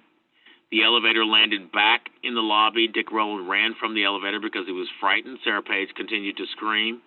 She was distraught. She exited the elevator into the arms of a clerk from a locally owned store called Renberg's. She told him her story of an assault on the elevator. He listened diligently. It's a story that she would later recant. In fact, Dick Rowland was arrested for the assault, and she refused to cooperate with prosecutors, refused to testify. Why? Because the story of the assault was not true. That might have been the end of things had it not been for the intervention of that newspaper that I mentioned previously, the Tulsa Tribune. The next day, which was May 31st, 1921, the Tulsa Tribune published a story entitled "Nab Negro for Attacking Girl in an Elevator." And so the Tulsa Tribune in this story, this false narrative, essentially said that Dick Rowland had attempted to rape Sarah Page in broad daylight in a public building in downtown Tulsa. The article went out of its way to make Sarah Page look more virtuous. She actually had a questionable reputation. The corollary of going out of its way to make Sarah Page look virtuous was to make Dick Rowland look villainous. That article had its desired effect. Once it hit the streets, large numbers of white men became inflamed. Ultimately, a mob of thousands of black men gathered on the lawn of the courthouse. Dick Rowland was being held in jail on the top floor of the courthouse by Sheriff McCullough. Ultimately, a group of black men, several dozen in number, marched down to the courthouse to protect Dick Rowland from what they thought was going to be a lynching. There were lynching rumors going about town. Some members in the black group were veterans from World War I. They had weapons, and they knew how to use those weapons, and they were determined to protect Dick Rowland. It's not surprising that words were exchanged between the larger white group and the smaller black group. A white man tried to take a black man's gun. The gun discharged, and things went haywire from there. The chaos, the violence lasted roughly 16 hours. It was quelled by a unit of the National Guard that came in from Oklahoma City, which is about 100 miles from Tulsa. But after the dust settled, some 100, 300 people had lost their lives. At least 1,250 homes in the black community were destroyed. Many more people were injured. Property damage was $1.5 to $2 million, conservatively estimated. That's roughly $25 million plus. Many black families were interned, like people of Japanese ancestry were interned during World War II. They had to have green cards countersigned by a white person who would vouch for them to get them out of these encampments. And then the Red Cross provided relief. Healthcare, food, shelter, clothing, did a great job. Red Cross was referred to as Angels of Mercy by the black community and by the white community as well. And we had a couple of downtown churches, Holy Family Cathedral and First Presbyterian Church, who provided food, shelter, and clothing, as did a number of compassionate white citizens over in South Tulsa, particularly with regard to their own domestic servants and other workers. So that's kind of a thumbnail of what happened in terms of the events that we describe as, now we describe mostly as the massacre. You wanted to know a little bit about the nomenclature or terminology. Yeah. So the event historically is called the 1921 Tulsa Race Riot. Mm-hmm. So if you listen to the testimony of some of the survivors, many of whom were interviewed when a statewide commission was convened in 1997, issued a report in 2001. Most of those folks are deceased now, but most of them called it the 1921 Tulsa Riot or just the riot, because that was the terminology. My exhortation to people is to think about nomenclature carefully. So when you hear a term like that, like 1921 Tulsa Race Riot, ask who came up with that term. Ask who was not at the table, who was missing from the table when that label was accorded. What significance is that label? For example, the word riot is significant in the early part of the 20th century because many insurance clauses excluded damage that were occasioned by riot or civil unrest. Okay. Then ask yourself, it's important to ask yourself, what other term might be appropriate? So there are a lot of other terms that could apply to what happened in Tulsa. Massacre is certainly one of them, but so is Holocaust, assault, pogrom, ethnic cleansing, genocide, white riot. There are a lot of terms that have some applicability to what happened here. So massacre is the kind of the term that's been settled upon in recent years, and I understand that. Part of it is just the desire to take ownership of this history and see it through a different lens. But it's important for us to think about the next event like this, if there is to be one, heaven forbid. How do we decide what we call it? What are the criteria? Who's going to make the decision? Mm-hmm. So for me, the important point about nomenclature is critical thinking critically about terms, their meaning, their significance, and such. Rather than, it's not so much about the ultimate label, it's mm-hmm. about the process that leads to the labeling. Yeah, I mean, like the power to name is a very important concept when you're telling history. And then with the nomenclature for this, one of the things I first think about is, sadly, the genocide in Rwanda, where during that time, I think a lot of people in power did everything they could to not call it a genocide, because then they wouldn't have to like intercede. Exactly. Yeah. And I guess one of the things I'm also thinking with this massacre that happens in 1921, some people consider it a preamble in regards to like what happens during the Holocaust, where like there is so I guess my question is, could you also describe like the government's attitude towards what's happening here? Like, I understand like there's this form of legitimate violence where vigilantes are taking the law upon themselves and like basically committing these acts, and the National Guard comes in eventually. But what is the government's like response to this, at least in the media? So during the massacre itself, we know a couple of things that are really relevant to your question. One is that many of the mobsters or the rioters were deputized by local law enforcement while they perpetrated this violence. So that's governmental complicity right there. Mm-hmm. The police chief was actually charged civilly for dereliction of duty. He was corrupt in other ways, in addition to sort of failing totally in his job during the massacre. If you look at the minutes of the city commission, that was our form of government back in that day, and also the minutes of the Chamber of Commerce, which was the leading business organization back in the day, you find references to things like the Negro Uprising. So it's really sort of blame shifting for these events that destroyed the black community, the black community's blame for starting them. There's language from the mayor of Tulsa basically saying, you know, it's horrible that this thing had to happen in Tulsa, but since it did, it's a good thing that it happened over there across the tracks.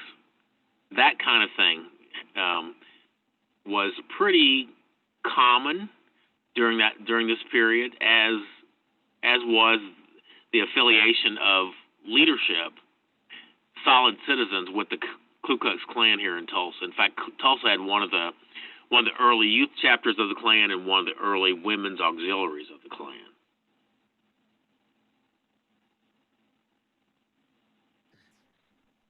Wow. So I'm interested in sort of understanding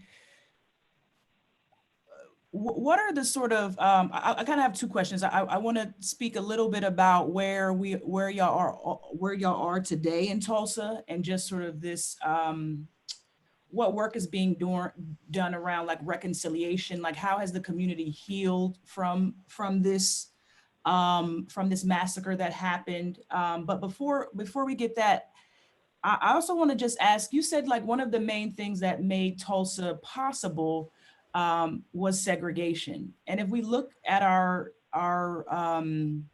success as a community, like when we were really organized and you know, building these strong communities, it was under segregation, right? And so if we think about like Black community and where the Black community is going, if segregation was one of these major historical imperatives for Black people to be empowered, have strong communities like a Weeksville, right? Weeksville's founded in 1838. And it's essentially a community that is isolated from the larger society. So sort of in a segregated or self-segregation, segregation. So I guess my question to you is, Hannibal, what are the, could we have a Black Wall Street again? Is it possible for us to build this sort of community where we're keeping the, you know, we're I don't want to say, I guess I'll just leave it there. Like, do you think it's possible for us to rebuild these types of communities again? I think I have sort of ambiguous answer. I think that the basic answer, if you're talking about a geographic space, the answer is no. Is it possible for there to be another Black Wall Street if Black Wall Street is a psychological construct? Yes. Does that make sense? So for me, Black Wall Street is a state of being, a state of mind.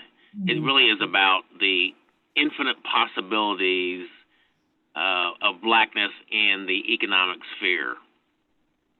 So we have this incredible history that we can leverage to do and be whatever we want to do and be in the modern era, knowing that even though structural racism still exists, we will never face the kind of racism the kind of abject racism that these people who built the Greenwood District and saw it through the massacre faced. So I happen to serve as chair of the Education Committee for the 1921 Tulsa Race Massacre Centennial Commission. And one of the things we're doing is trying to reseed that Black Wall Street mindset. Because I want kids, particularly Black kids, to understand that, sure, you can aspire to be the next LeBron James or the next Halle Berry. Sports and entertainment have always been sort of stereotypically something that's open to Black folks. But you can also aspire to be the next B.C. Franklin or J.B. Stratford or A.C. Jackson or O.W. Gurley. These incredibly sophisticated, successful business folks who really went against the grain in terms of the psychological, stereotypical notions of what a Black person could be. So while it's not possible, I don't think, to have the kind of segregated space that we had back in 1921 and before and for years after that. And as a sort of footnote, I'm not sure it's something that we would desire. It is possible to take the lessons from that past and translate them into something that's beneficial for us in 2020 and beyond. The other thing I would say about that is that I want young Black entrepreneurs to be thinking about the expanded markets that they have as a result of integration, right? They can produce goods and services or provide things that people desire economically, and it can be marketed much more broadly than it would have been possible in the confines of a segregated Black geographic community. Does that make sense to you? Yes, that makes a lot of sense. I think what you're talking about as far as us, even thinking about community now, right? I think with COVID and everything that happened, it really forced us to really reckon with the fact that community is not just maybe physical, in physical distance, right? My community is actually global, right? And if you think about us as a diaspora, community is all over. So I agree with you and feel you when you talk about us, creating this in our mind, right? Having that sort of ideological framework or outlook in how we think about the Black community. But it also— let me just say that there's a great example of that is Black Lives Matter. So Matter is a Black community thing in a sense, but it's been embraced by people, white people, and people all over the world. And it's no less Black in terms of its core focus, but the market is greater.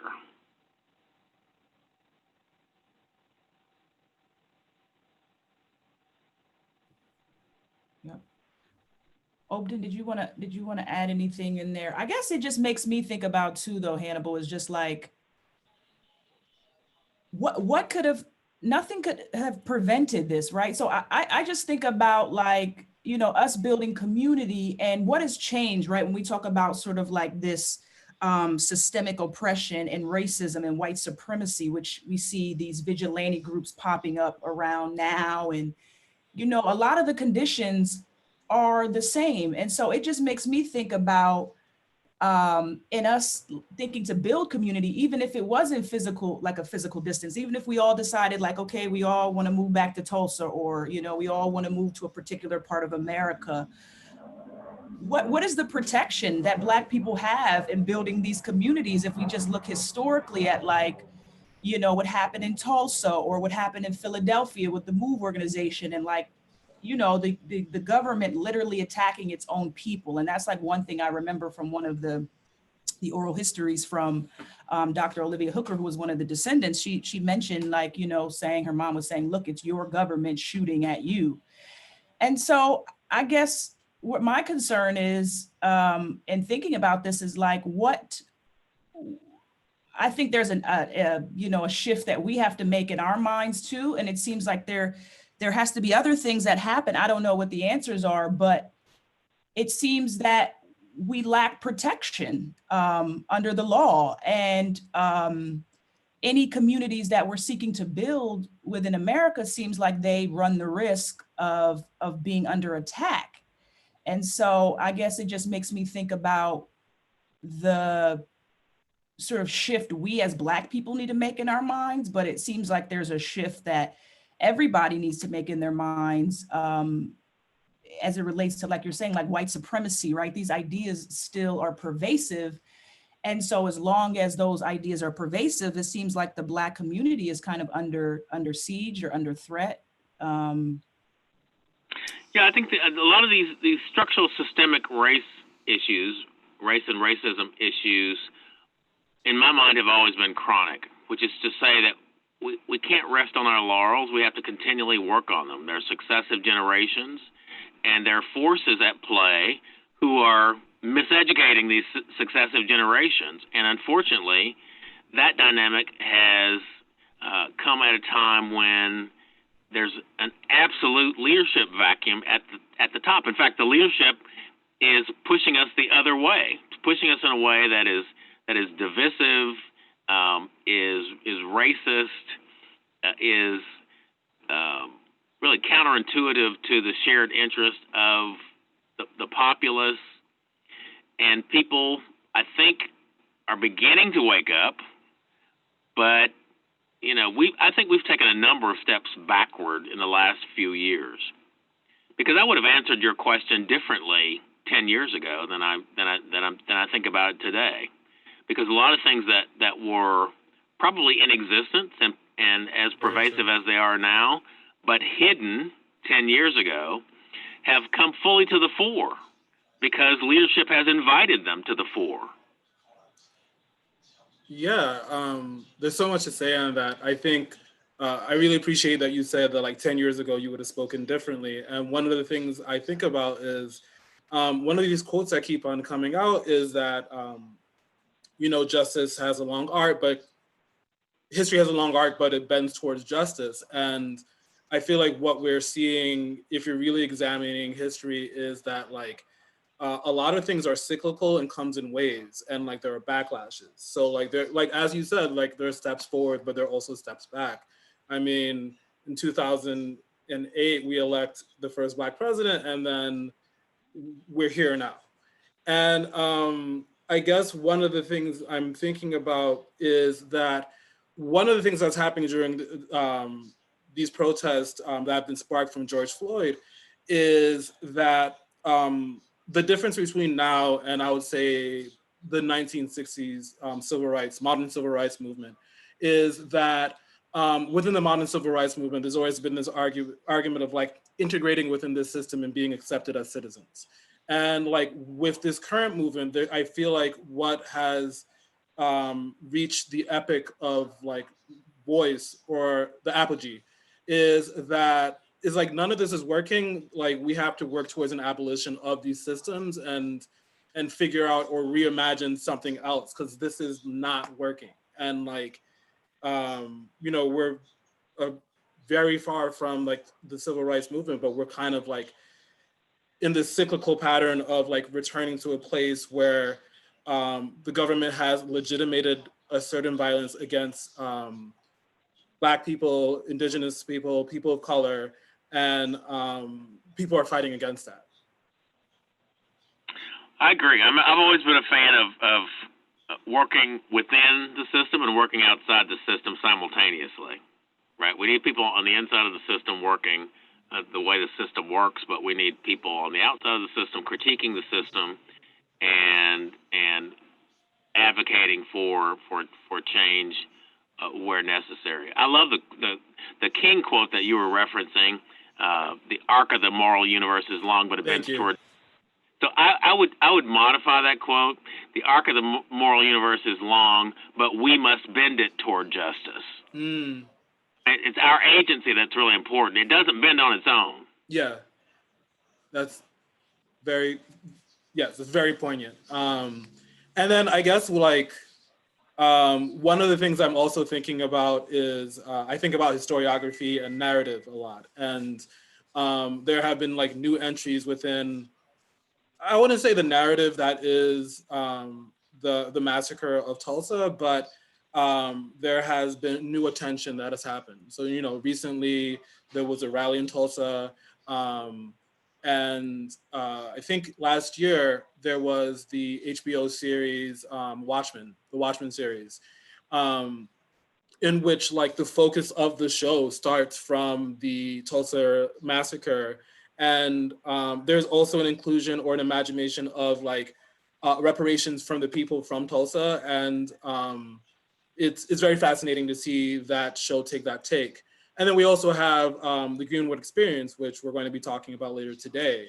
So I guess what I'm thinking about is like how certain stories are silenced and reemerged. And how do you feel the story of the massacre has reemerged in this time? And also, like, could you speak to the silences that have occurred up to this moment? Like, I didn't know about the Tulsa massacre until I was 26, and it was just because I randomly picked up a local newspaper that was talking about it. Yeah, people have argued over the years that there was a conspiracy of silence around this history. If you think about what was going on when the massacre occurred, then I think it's somewhat easier to understand some of the dynamics that led to where we are today. So when the massacre occurred, Tulsa was on an upward trajectory to becoming the self-described oil capital of the world, a title that it held in the early part of the 20th century to the mid-20th century. So the white leadership of Tulsa had a great interest in minimizing the destruction and devastation in Tulsa at the time. Members of the black community had a number of psychological dynamics going on: post-traumatic stress disorder, fear that the event could happen again. We were going to try to rebuild, but this could actually happen again. So the legacy of that trauma, it's a historical racial trauma, has been in part a distrust between black and white citizens here in the Tulsa community. So that played out in a number of different ways. The people who had positions of leadership and authority and who could decide what goes into textbooks, for example, chose not to include this in textbooks for decades. People just generally did not talk about this in civic discourse for decades as well. People were, in ways subtle and overt, encouraged to keep this out of newspapers and magazines. There was an article published in the early 1970s, and by a white guy who got a lot of blowback from publishing the article. Things began to break open more in 1982 when Scott Ellsworth, who's now a professor at the University of Michigan, wrote a book called Death in a Promised Land. It was a book about the massacre, really the seminal book about the massacre itself. Things broke open more when then State Senator Maxine Horner and State Representative Don Ross got the state of Oklahoma to create a commission called the Oklahoma Commission to study the Tulsa race riot of 1921. This was 1997. That body issued a report in 2001.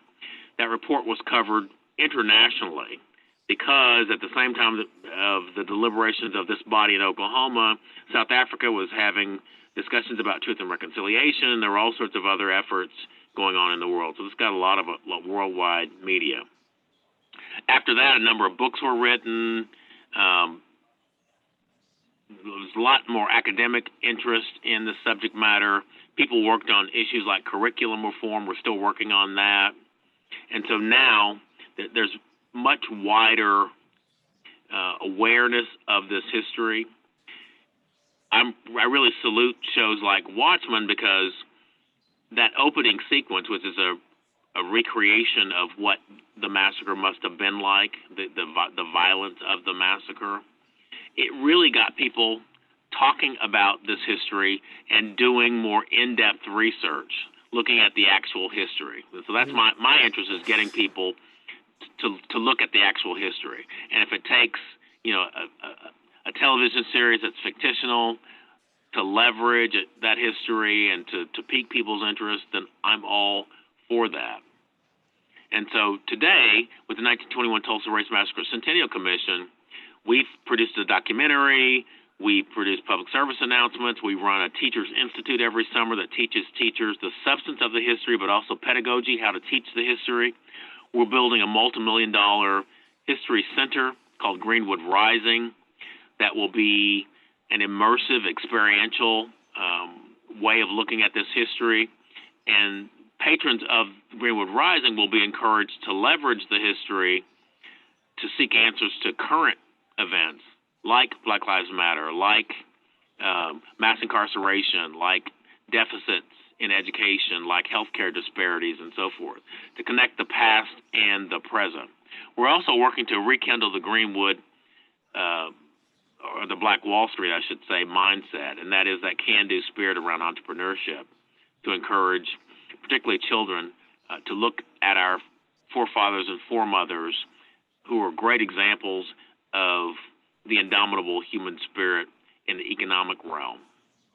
So all this work that we're doing really is geared toward uplifting and leveraging the rich history of Tulsa's Greenwood district of Black Wall Street.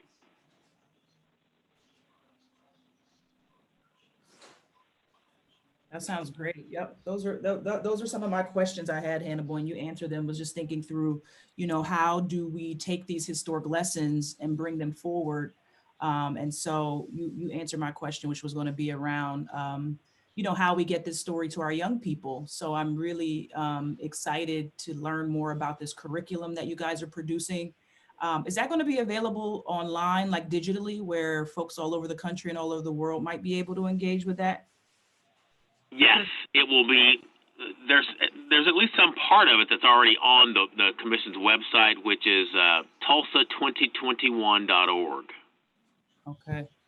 And the other thing we're doing around curriculum is working with the State Superintendent of Education and Department of Education to include questions about this history on state-mandated testing, because that's an inducement for teachers to actually teach the history in a substantive way, knowing that it's going to be tested. Right. Yep. And those are some of the things we're working here over at Weeksville, is getting this story into the curriculum, which is really key, getting it into the school systems so our young people are learning it. So that's some of the things we're working on here too at Weeksville, is getting this Weeksville community and the history, this 100-year history into the textbooks. Yes, go ahead.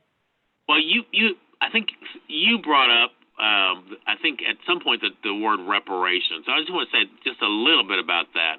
Yes. I want to encourage people to think broadly when they think about reparations. Reparations means to make amends, to repair damage done, etc. And people often think only of cash payments to specific individuals when they think about reparations. But I encourage people to think more broadly, that there are some community types of reparations that could occur that would be very valuable. And I've always advocated curriculum reform as my number one reparation, because I think what could have the most generation-spanning impact, and that is making sure that we all are aware of this history in a way that's accurate and substantive going forward. That, more than anything else, could repair some of the damage that's been done, which is not to say that cash payments shouldn't happen or other things shouldn't happen, but that should be part of the mix in terms of our conception of what reparations could look like. I mean, I think that's an excellent point of, like, the investment into education for reparations. And I think there's a fascinating parallel that's made between like Tulsa and Holocaust survivors, where on the show, like the descendants of the riots actually do receive reparations, but it's like I think it's in the form of money, but you do see that they have a museum, and like there has to be like an actual lineage to those that were affected.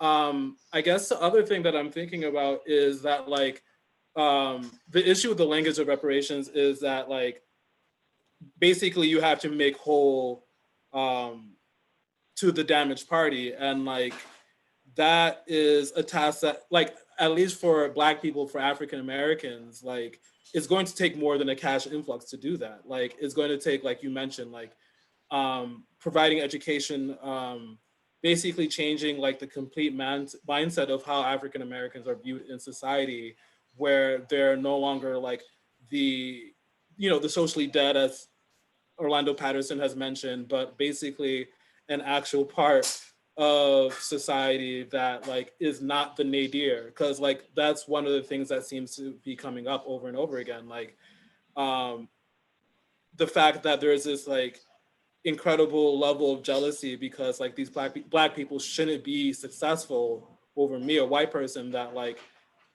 should be getting advantage from white supremacy. So like it does speak to a more holistic need for reparations, and I agree with you in regards to like education being an integral part of that. Absolutely, absolutely. So Hannibal, before we let you go, I wanted to mention your book that's coming out. What should we expect in this new book? So the new book, Black Wall Street 100, An American City Grapples with Its Historical Racial Trauma, really answers the question that we believe will be on everyone's minds when they visit Tulsa for the 100th centennial of the massacre, and that is, what's different about Tulsa from 1921 to 2021? So what efforts have been afoot here in the community to move us farther along the path to reconciliation? And I choose the phrase path to reconciliation clearly because reconciliation is not a point, but rather it's a process. So we have engaged in a number of efforts to bring the community together. Lo, these many years, most of them have happened within the last 20 years. And they've had varying levels of success, but we've done some things that I think other communities could learn from. We could certainly learn from other communities as well. Because again, historical racial trauma is not something that's unique to Tulsa. It's really endemic across the United States. And some communities have done, of course, a lot more than others in terms of acknowledging, apologizing for, and atoning for these past historic misdeeds. Right. Okay. Well, I want to thank you, Hannibal, for being here. And when the conditions permit, I hope to visit you one day in Tulsa, and you are welcomed at Weeksville Heritage Center in Brooklyn. So I hope we can make that happen in the future. I'm going to share with our audience all of the information you shared about the curriculum. I see people in the comments or some teachers in there who are excited about that curriculum. So I'll make sure to share that information with them. We'll share all your books so we can pick those up. Anything else you want to add, Obden, before we let Hannibal go? No, I really appreciated having this conversation with you and getting to talk about like this really important history, and just allowing this to foreground like the conversation we're about to have, and basically speak up to the performance that we had before. Yep. Thank you. I enjoyed it. Yeah. Yep. Okay. Really great to hear. I think just last before we end, just when you talk about what the things the community is doing now as far as this reconciliation work, the process of education, and because I think folks in the community are like, oh, this is traumatic. We're hearing about this again. It's breaking my heart. But I think to hear the work that you guys are doing there on the ground, that healing work, that reconciliation work is really important for us to know that it hasn't been left at that, at that traumatic place, that there's work being done to bring the community together to heal from this. And like you said, really using this history as a catalyst for us to continue to build Black community, build Black entrepreneurs, and sort of continue on this legacy of Black excellence. So that's really great to hear. Thank you. Okay, Hannibal, enjoy the rest of your day. Will do. Thanks, bye-bye. Bye.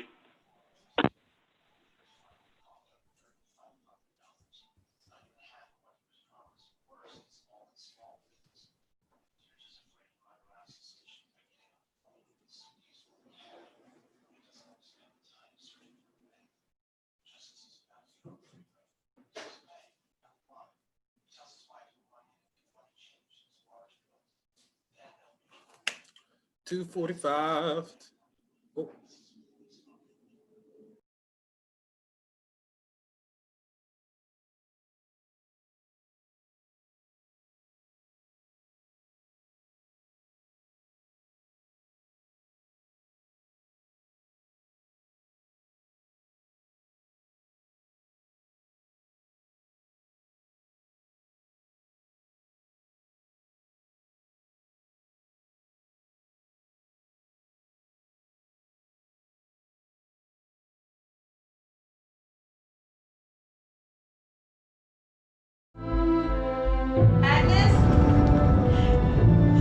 And this all started over a boy and a girl and an elevator.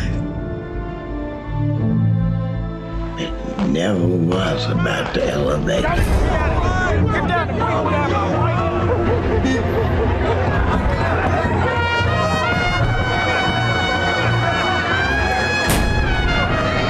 They were shooting at us. The cops were shooting at us.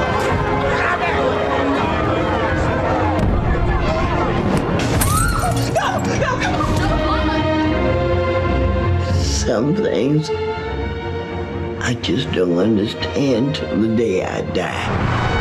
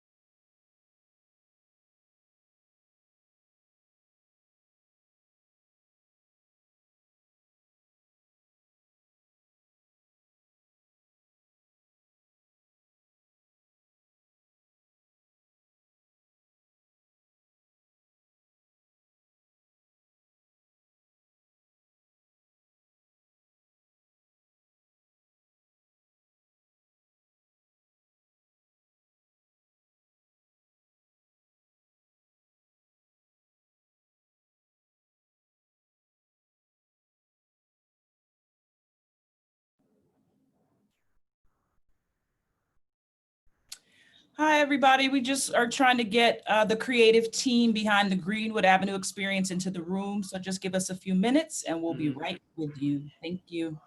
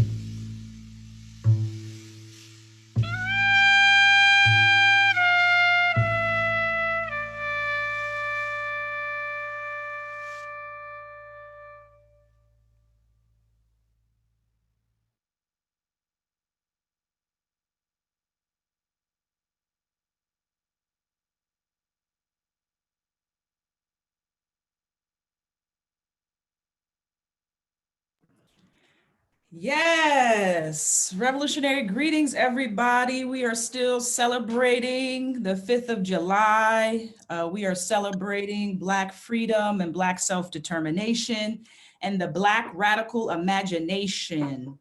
I am so excited to welcome the following artists who brought us the Greenwood Avenue experience. I hope everybody clicked the link and was able to check it out.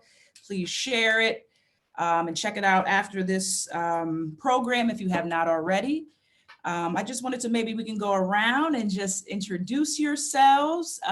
Please just state your name, maybe where you are in the world right now, and what role you played in bringing this amazing work of art to our community.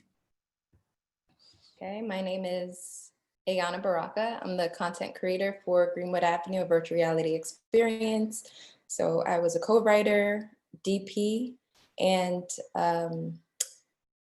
producer. I am from New Jersey. I'm currently living 2 hours outside of Tulsa. And I'll hand it off to someone else. Hi, I'm Tyreek Jackson. Brooklyn, New York, grew up, but currently I'm in Los Angeles, California, the Hollywood neighborhood to be specific. I came on the project as a director at the bequest of Queen Ayana Baraka. And what really made me want to get involved in this project because I'd always heard about Black Wall Street, but I didn't know enough about it. So I felt like by being a part of creating this project, I get a firsthand education on what happened in 1921. Mm-hmm.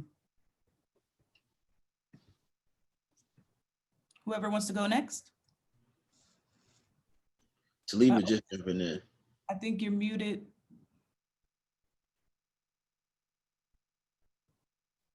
Are you using your cell phone for audio? Because if you are, your cell phone's muted. Okay, she said come back to her. I read her lips. Who wants to go next? Uh-oh. You're muted too. I think it's your cell phones. Yeah. Do you hear me now? Yes. Hello? Okay, because I had the phone call at the same time, so I never hung up on the phone call. All right, my name is Osahan Tango. I'm sorry, I'm just getting it right because I had to be on my phone instead. My name is Osahan Tango. I'm from Naperville, Illinois. I currently live in Los Angeles, California. I'm a writer, director by trade. On this project, I was a producer, AD, and post-production coordinator. And the part of the reason, I really wanted to, I knew a little bit about Black Wall Street and the excellence that existed there. And, I've known Ayana for a while, so we went to school together. So when I saw her passion and how excited she was in talking about this and bringing this to life in VR, it really triggered something into me, and I really wanted to be a part of this project. Hello. Hi, we can hear you. Oh, okay. Yay. Oops, sorry. Hi, I'm Taliba Numanometu. I'm one of the directors of Greenwood Avenue. I'm a writer and director. I'm from Dallas, Texas, but I currently live in Harlem, New York. And Ayana also brought me onto the project. I worked with her before on another project of mine. And a lot of my stories have to do with young protagonists at the center of the telling of the story. This was a perfect project for me. And I'm also in telling stories that kind of disrupt current and the retelling of certain stories and kind of the dissolving of trauma. And so when she presented the project to me, I was ecstatic because I had always wanted to dive into a historical piece in a narrative way. Yes. Okay. I'm so excited. The film is so beautiful, y'all. It's amazing. It is really incredible. I just want to share a little excerpt of a description of the film just for the audience. to have an idea about the film. If you weren't able to see it, like I said, if you haven't seen it yet, please check it out after this program. It says Greenwood Avenue, a virtual reality experience by Ayana Baraka, is a scripted 5-part virtual reality 180 experience. It chronicles a 14-year-old girl on a coming-of-age love story that traverses the historic Greenwood district, Black Wall Street, and illuminates the loss of innocence during the chaos and injustice of the Tulsa Race Massacre of 1921.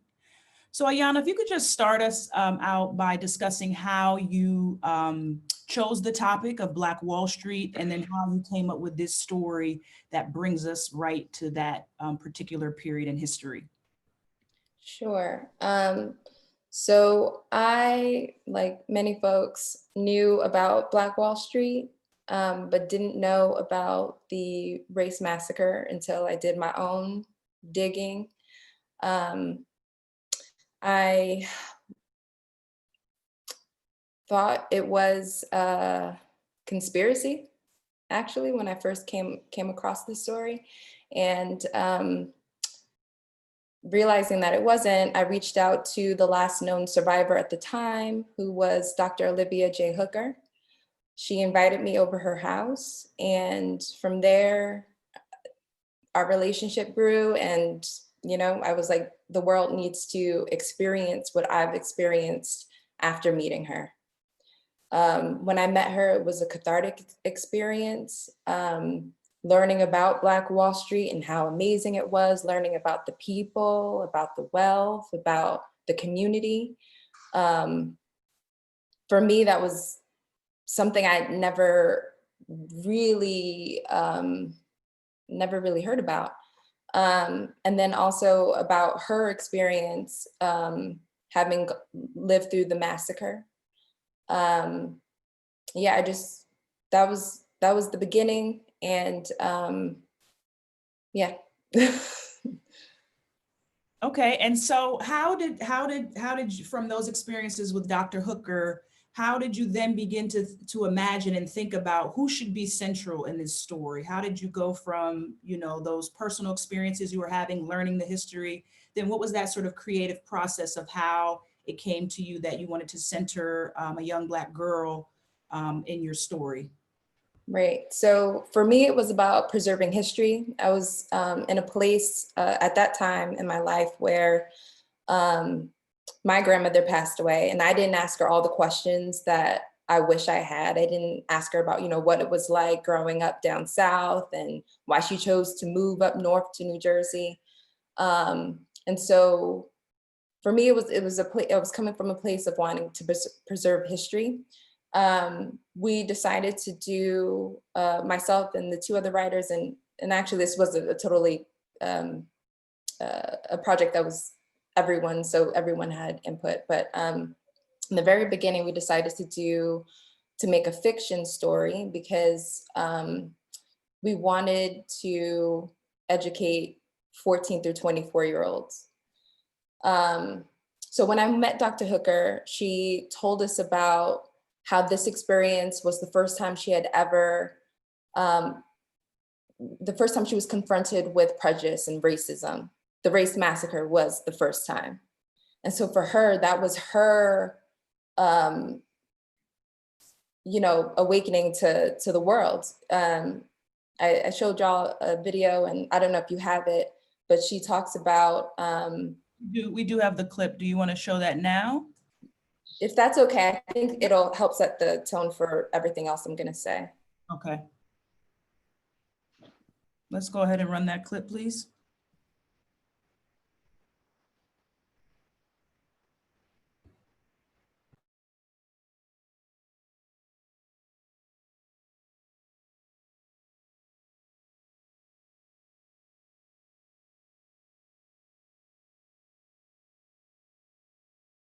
I was the one that was most affected because I think my brother, who was 2.5 years older, and my sister, who was 4 years old, they knew about prejudice. But I didn't, because I had been in this little private school. They didn't let you go to a public school until you were 6. So when I was 4, they put me in Miss Hall's school. And Miss Hall thought we ought to learn all the beautiful things about this country. And we believed those things. So I said to my mother, how can we be having hail when the sun is shining brightly? And my mother said, come here. She realized I thought it was hail. She took me to the window and she peeped. And she said, look up there. I did. She said, that's a machine gun. And those are bullets, it's not hail. And she said, now your country is shooting at you. Well, this was distressful, troubling. I didn't get over it for years, but my country was shooting at me.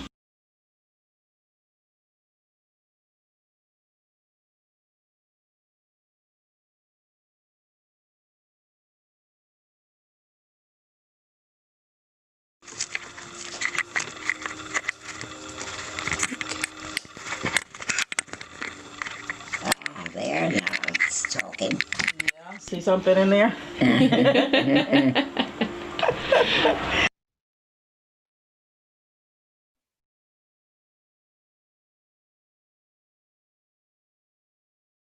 So that was the first time Dr. Hooker experienced VR.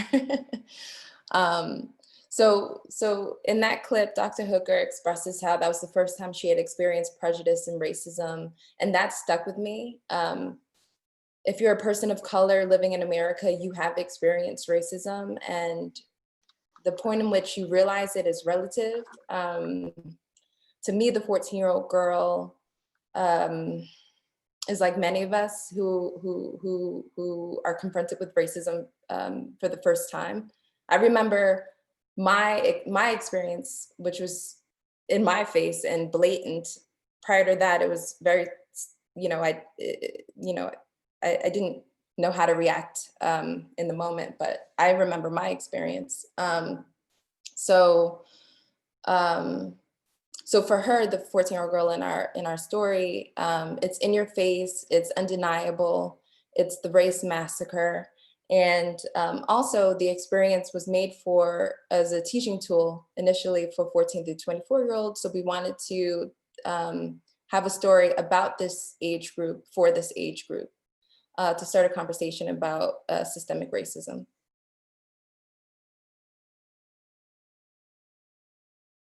Oh, there you go. Yeah, I think that makes total sense, understanding that this is the audience who's it intended for. And so the best way to get our young people involved and really bring them in is to see themselves on film. So I think that is, that to me is what brought a whole nother level of experience to the film, I think, is because it's a young person.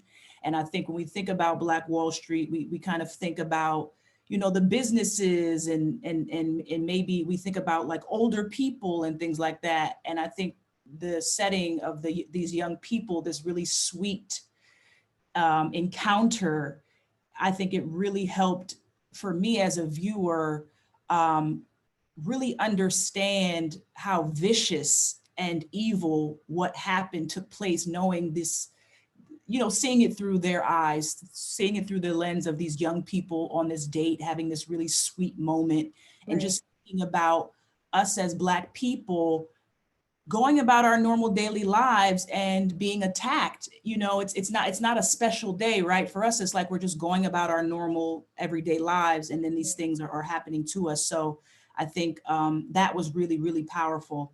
Right. And some of, to piggyback off of that, some of the history that I read in the very beginning talked about how the high school was preparing for their prom. So you have these young people that are, they're not thinking about all the other things going on in the world. They're just thinking about, what am I going to wear to this prom, and, where are they going to go to school next? And so, yeah, that stuck with me. What Dr. Hooker talked to me about, that stuck with me as well. It's coming from that place of innocence. Taliba, did you want to add anything to this part about the story, maybe what drew you to it, centering this young sister in the film? Just that in also casting an elder in Irma P. Hall, there's sort of a call to an honoring of our collective memory and the way in which we preserve our history, and grandmother's hands, storytelling being, looking back into our history. And it was really important to have the voice of the elder reflecting upon this moment in the same way that Dr. Hooker did for us in our prep for the film, so that we could honor some of that collective memory and our oral history, and the fact that oral history is a part of the fabric of our diasporic culture, and the way that we should preserve and have preserved what it is that we need to summon now in the retelling of our history. Yeah, I really appreciate that you mentioned like the importance of using collective memory and how oral history conveys that. And because I work as an oral historian, I enjoyed that in the beginning. It's a person recalling through oral history, talking about the events of the massacre, and like what she alludes to is kind of like she was going on a date, and it's not like she remembers like every single thing that happens. It's more like I was living my life, and like these other historical moments were also occurring, which that's kind of like how oral history works out, where like you might want to talk about the Crown Heights riots, but like that person's probably going to tell you about like what was going on in their day. But I guess one of the things I'm thinking about is that I know we're going to go into like the technicalities of how you guys were able to create this and like thinking about the medium. And I've been thinking about the connections between like oral history and this medium, which is that like when you're listening to a good narrator, like you are immersed in the story. Like when she says like your country is shooting at you, that's something that like has resonated with me like since the beginning of this project. And like it's really powerful to see how people like construct their past and like give it to an audience. So I do appreciate that you did that in the beginning, and then like you again immerse the people through this VR experience. Right. To piggyback off of that, also like who's telling our history? That's right. We kind of allude to it in the experience. In one of the episodes, you see the newspaper, and that's an actual reprint of the newspaper that talks about, wanting to lynch. So you see the newspaper, it moves up, and the elder Dr. Hooker, I'm sorry, Dr. Hooker, the elder Agnes talks about, it being the white newspaper, and how, all the clippings from that time talk about, and sorry, I'm backtracking too. Hannibal also talked about it too, how you had the white newspaper that had their point of view. And the fear, and for whatever reason, the history just didn't get down to us, right? Because we found out about the massacre, many of us in our adulthood. So I think it's important, like to think about who's telling our history, getting it directly from Dr. Hooker, I think for me was important. I think we should all go back and ask our grandparents. I saw a meme was like a few days ago that was like the age of, okay, I'm forgetting now. I'm really bad with names. I'm sorry. I'm gonna let Tariq piggyback off of what I'm saying until I can remember. Yeah, because I did that meme that she's talking about, so I'm gonna give some context. Nah, but yeah, I mean, to me, with the whole idea of collective memory and just these massacres as a whole, like the first time I had heard about Black Wall Street was, I remember when I was in high school, Game had a rap clique that was called Black Wall Street, and I thought it was cool. And I feel like offhand, my father had mentioned, he was like, nah, this was a real place. It went down in Oklahoma. But so that was kind of like my understanding of it until we actually touched down there. And, you know, I'm not the thing that scared me about how little I knew about it is that, like, you know, I have a high level education. Like I have a high school diploma, I have an undergraduate degree, and I have a master's, and I still didn't know the in-depth details of kind of like what took place at that time, when it was basically kind of like a mix-up over, not necessarily what led to the massacre, but how well we were doing. You get what I'm saying? Like how the Black dollar had reciprocated 100 times before it left. And that was a result of segregation. And I think, you know, the part of it that I feel like from what we did that I think people get really interested in the Black Wall Street story is like, I think what's really interesting is that prior to 10 years before that was like segregation was so serious that we couldn't go to any of these white places for a dentist or for a grocery store or to get your car fixed. So we decided to do that ourselves. And in us doing that ourselves, we became so strong that we had more money than them, and it really frustrated them. And that they had tried many attempts to tear us down. It's just that the situation with Brother Dick Eklund had kind of like really tipped it over. And it wasn't the fact that they came attacking us with guns. They got the US government involved, and they started dropping bombs, erased whatever Greenwood was, and they kind of put a highway there.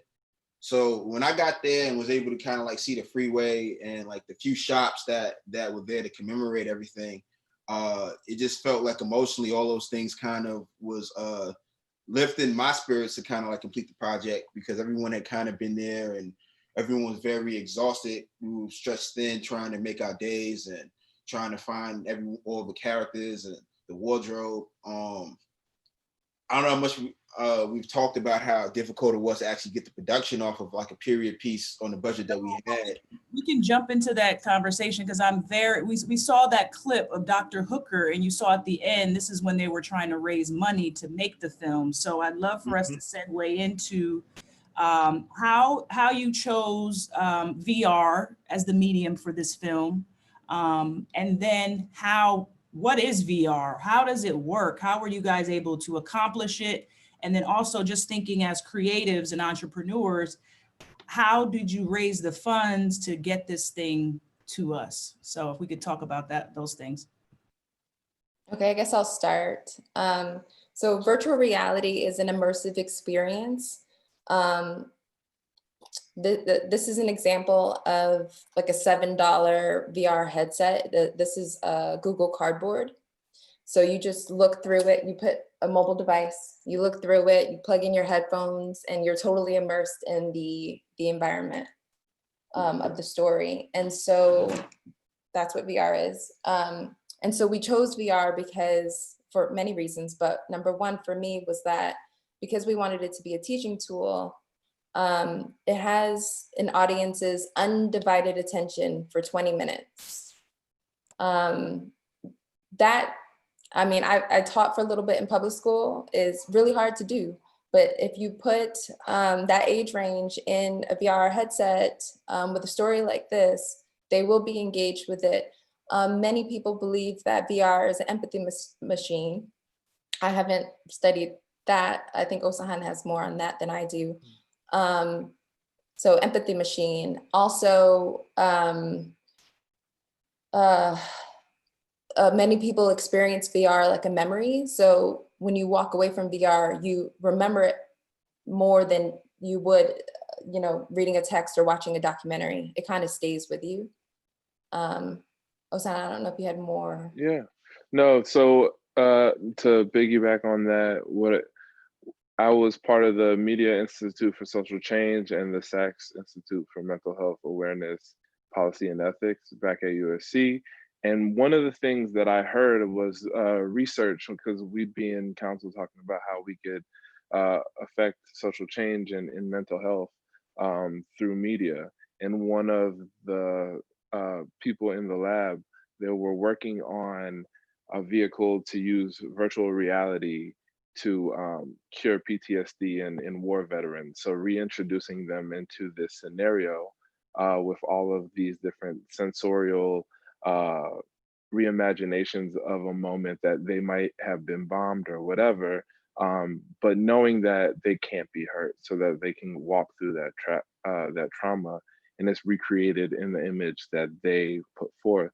So like it's actually using there's clinical trials using virtual reality to help heal PTSD, and this part of this project is, I mean, a major part of this project is like the traumatic, stress, the PTSD from continued bombardment of negative influence, right? So, we talked about this before, coming from my parents are from Nigeria, and they came here on scholarships, and they worked really hard and created a life. And from our perspective, it's hard in Africa. And, if you work hard and educate yourself, though people may be racist, you can move through. But when I was growing up next to some of my teammates or different people at school, I grew up in the suburbs, I'd see them get down, and I'd see like a program trigger, this program of like, oh, this is how it always happens.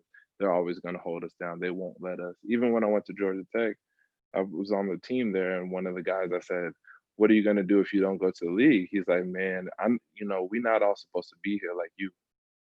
And like those certain things like that we're at the same place right now, but the mindset of not being able to be in that place is a consequence of, the PTSD that, Black Americans have had to suffer through.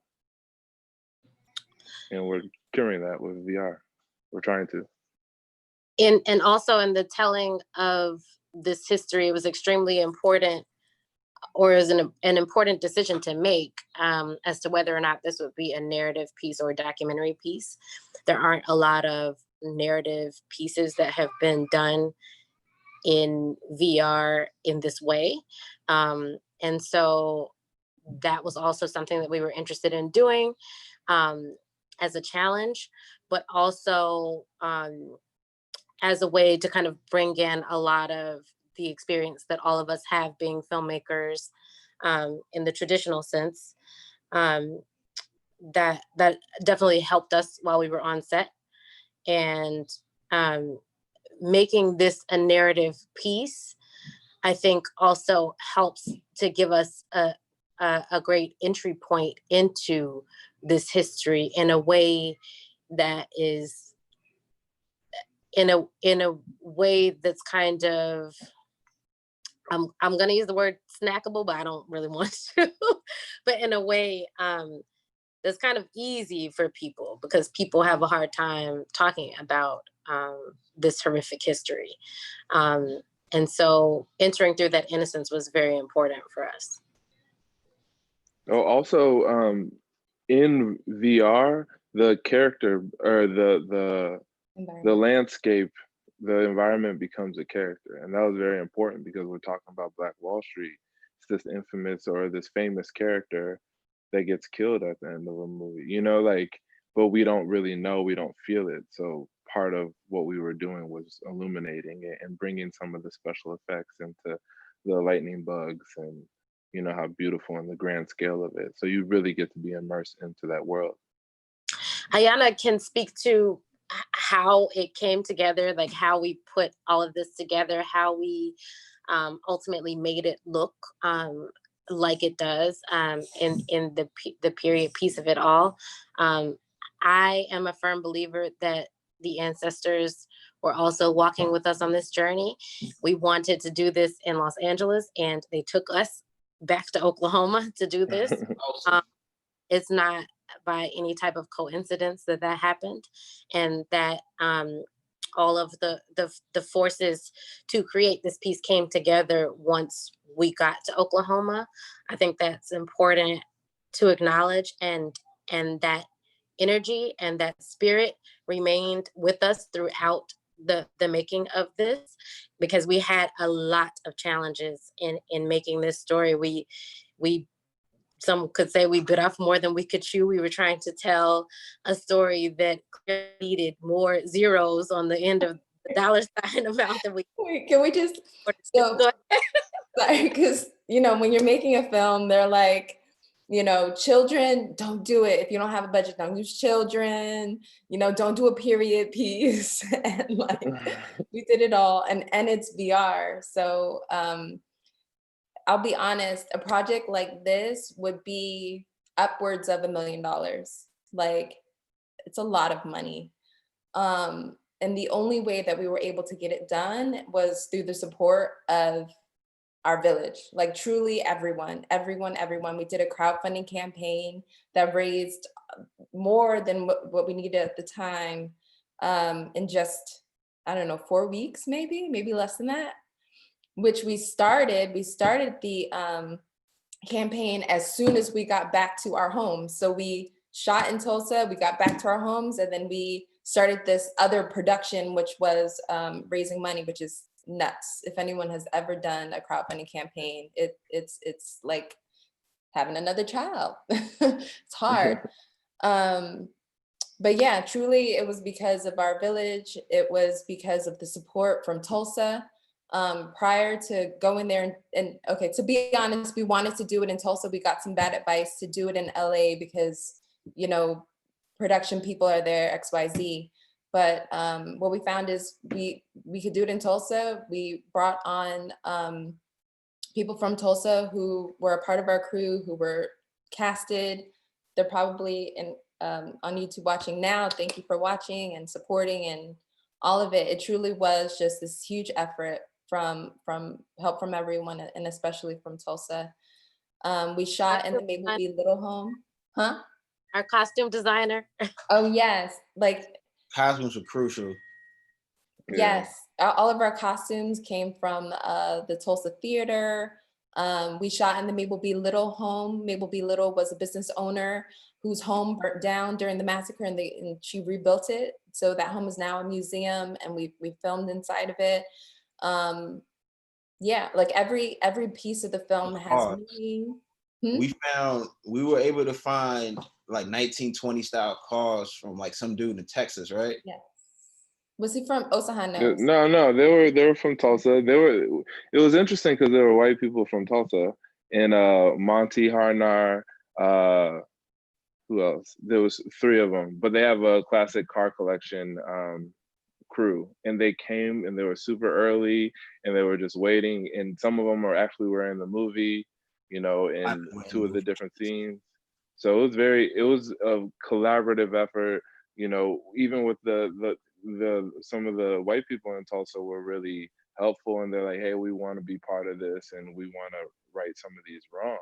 And it's very interesting because we're shooting on the street that this actually happened, and you know, with the store owner's great granddaughter who, you know, who got burned down, and they're fighting with another white Tulsan, and during the scene, and then we call cut, and they're becoming friends through this experience. It was, I felt so weird. My heart was shifting. I felt like a rising of like there's some type of ancestral spirit that's, you know, unveiling right now. And it was healing in a way to have someone, to have that inverse of what went down 100 years ago, actually come to some type of homeostasis in that moment, you know, not forever, but for that moment. It was beautiful.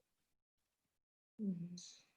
Yeah, and we had, I also want to say, we have photos of some folks from Tulsa who set up shop right outside of where we were filming with their lawn chairs and supported us and cried with us. And yeah, again, another cathartic moment for everyone involved while we were making it.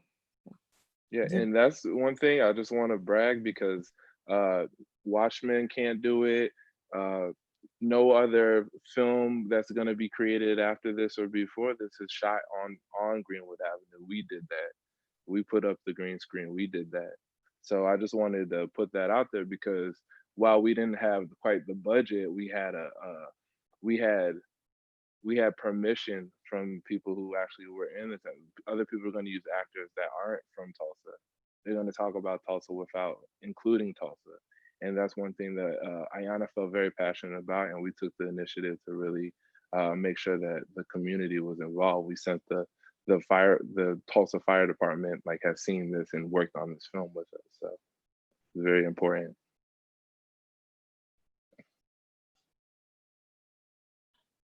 I kind of want to circle back to something that was said earlier, that like VR is an empathy machine, right? So like watching this, I do think about like the idea of empathy and immersion. And you know, I was a big video gamer growing up, and like I think my first experience was like Call of Duty, where you know, the object of most games is to win the game, but like in this Call of Duty, you actually have to like you get to a scenario where you can't really beat it, and you have to like experience this character passing.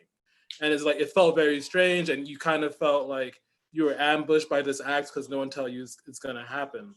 But what I'm leading my question to is that there is a professor named Angela Landsberg, and she talks about prosthetic memory, which is something you guys mentioned too, like, you know, empathy, or like this helps like heal, or like it really supplants what you experience as a memory. So Angela Landsberg is like, because media has become like so sophisticated, there are things that we've seen on television or like in film where we think that's a part of our experience. Like, I can talk about Rosewood, but I don't have any descendants or relatives that were like experiencing it. But I saw the movie affected me so much that I can like tell you, like, yes, there were like massacres in Florida that like I am aware of. So I guess when you guys were working on this, like, what did you have to think in preparation of making a movie that was going to be like immersive, and like, as you guys have mentioned, like the scenery itself was a character?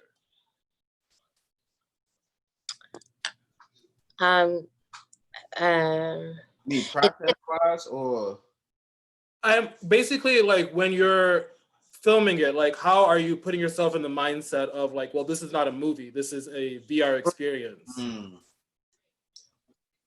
Intention was extremely important, and also positioning the spectators, the viewers, to identify with the Black people who experienced this. I think VR was different for me in that it's more like you cannot isolate your shots. So it is more visceral and emotional in the making of the piece, in that it feels more like a play because you have to run all of the scenes all the way through. So for instance, the scene where they're pulling the family out of the house, we had to run that from the top to the bottom.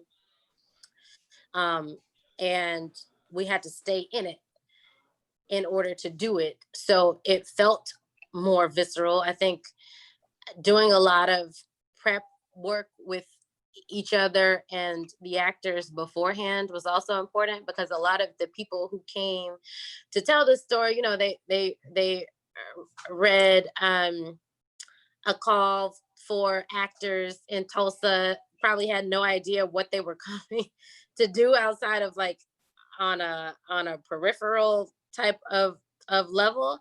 But upon getting there, understanding that we were doing some deep work, some of these children that were in the film probably hadn't necessarily been faced with racism, the history of racism in Tulsa, the types of things that were said to Black people.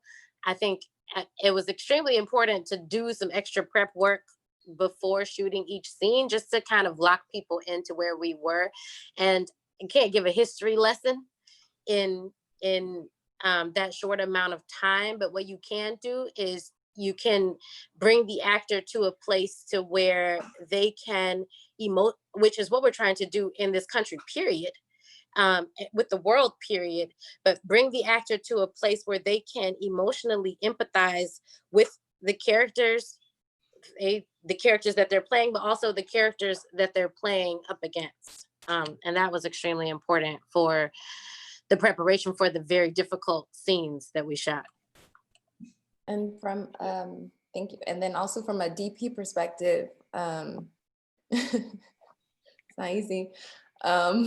So we did a lot of day for nights, and for folks who are not in production, that just means like it's, you know, daytime right now, but we need it to be nighttime, or it's nighttime right now, but we need to put all the lights on so that it looks like, because we didn't have a large window to do this, you know, it's a low budget, so we only have, you know, half the time that we need to do it. And so we were faking a lot of things. So day for nights, everything in VR is like Taliba said, everything in VR is on screen. So our lens could shoot almost behind me, right? And we knew we were going to scale it down to 180, but we still wanted the option to have a larger experience for installations, museums and things. So everything is in view. So like when folks were, you know, running from one side of the street to the other, you got to keep going. You can't stop. Like, you know, the field of view on a camera is like this, but for VR, it's everything. So you know, you have to have that energy every time, all the way through until we call cut. And where to put the lights, you know, where do you put the lights when everything is in view? So we had to be really creative about that. Practicals, supplementing lights, bounces, what they're wearing, the colors they're wearing, contrast in color, and lighting and shadows, and all of that we had to take into account for the actual like shooting part of it. I was a crew of one. I was the only camera person because we couldn't afford anyone else. And of course we had grips from Tulsa and our lovely gaffer. Yes. But yeah, it was VR, especially for something that's not documentary. I think for documentary, people are more forgiving. Like if they see a leg of a tripod, because you're like, oh, it's a documentary. But for so a narrative piece, you totally want to be immersed and you don't want a reason to be taken out of the moment. So we had to be very conscious of that. And every, like Osahan's point, every environment we were in is a character and it comes with its own set of rules. So I'll give you an example, like a library. You walk into a library, there are rules to a library. You can't be loud, you can't play music. There are rules to each location. And you have to be cognizant of that when you're shooting or creating a VR content. You know, there are rules to relationship, interpersonal rules, but there's also rules to the environment that we had to be mindful of. And to speak on the directing tip, having Ayana made it so much easier because she had the experience in VR and she told us where the camera was going to be at. So I didn't have to think about a shot list, which was great. I kind of just looked at what I thought was important to be seen. Knowing what she had explained to me about the camera being able to shoot behind, and knowing what I knew about how movement works in film, I was able to focus in on making sure that the actors and the performers were in the right places. They were using the props the right way and keeping everybody focused on the time period that we're in. Because the difficulty I think about shooting past times when you're in the current times is that like something happens on social media like every hour on the hour. So if something really big happens and everyone got their phones up, it's very easy for somebody to not be paying attention. They have to bring their phone into the scene or something modern into the scene. So those are more the things that I think I was focused on that side of directing it. Yeah. No, also to add to prepping for VR. So I was AD on set, and one of the things we had 3 different directors. Wait, we had 3 or 4? 3 different directors. So just trying to make sure that everyone was on the same page when we got to it tonally, because people were flying in, flying out, and picking up different roles. So that was very interesting. But one of the things, I'll speak on sound a little bit because people don't really talk about sound. But you know, Kyle was doing sound, and I saw him living up characters, but also living different parts of the set, you know, to make sure that we had more of a 360 sound, because sound creates this atmosphere and environment. Yeah, creates an Could you environment for us to really listen and could be you immersed explain in. could you explain what living is? Lav? Oh, lav. So lav is a lavalier, like a microphone. So these wireless microphones, usually people put them on their thing. We're in a narrative piece, so you're not gonna have people showing it. So you have to string it up, hide it. But then you can also put it in a car. You can also put it, down the street in a crate. So you'll have somebody dropping the crate very loud, even if the person isn't mic'd up. Hiding So that, microphone places. yeah, hiding microphones. So once you get into post, we had Peter, Jan, and Yannick, no, Johnny Bontemps. So he did the score, and then Peter and Jan did the sound design, and just really, really making sure like the gunshots were loud, but not too loud. They were period placed, that the score was discordant at different points, and that this dialogue, we needed to cut it from here to here and make sure it matched up. There was so much that was done sound wise to create this atmosphere and make us really feel like it lifts the piece so much. But that also goes with planning and having people do different things in the directing, like in the movie theater scene, Tariq wanted it to be a comedy, so people were laughing, and we had to make sure the piano was playing and it stopped at the right time because someone live is playing the piano, and like all these different things. So, and then we had someone clap when the gunshot, and someone said, so all these different things are being orchestrated at the same time to make sure that we have this event, because we can't say cut, now everyone leave. Like, you can't do that. So you have to be on point and rehearse like everyone did. So we did. This is the next level to us preserving our collective memory. First, we have to know our history, and then we have to catalyze our history in order to create this experience. But that's what we do as storytellers. We're honored to do that. And we just need to make sure that money doesn't prevent us from doing it. Can we talk a little bit about, Osahan, you raised this in a few conversations about looking at this technology as a framework for grassroots revolution. And I want to speak a little bit about the impact of having us in these spaces, having us using this technology, and particularly with this VR, since we talk about it, it's an empath machine, and how powerful it is as far as being able to tell these types of, tell stories in general, right? Because I think about the VR, which kind of made me fearful a little bit when I think about how it's used with these shooting games, with all of this like military stuff, right? And I see our young people really immersed in this world of violence. And so for me, like as a parent, as an educator, and someone who's sort of new to technology, I was a bit fearful of it before, because I'm like, it has such powerful effects. Like we're saying, psychologically, you really feel like you're there. We're putting our young people into these experiences, simulating this violence, and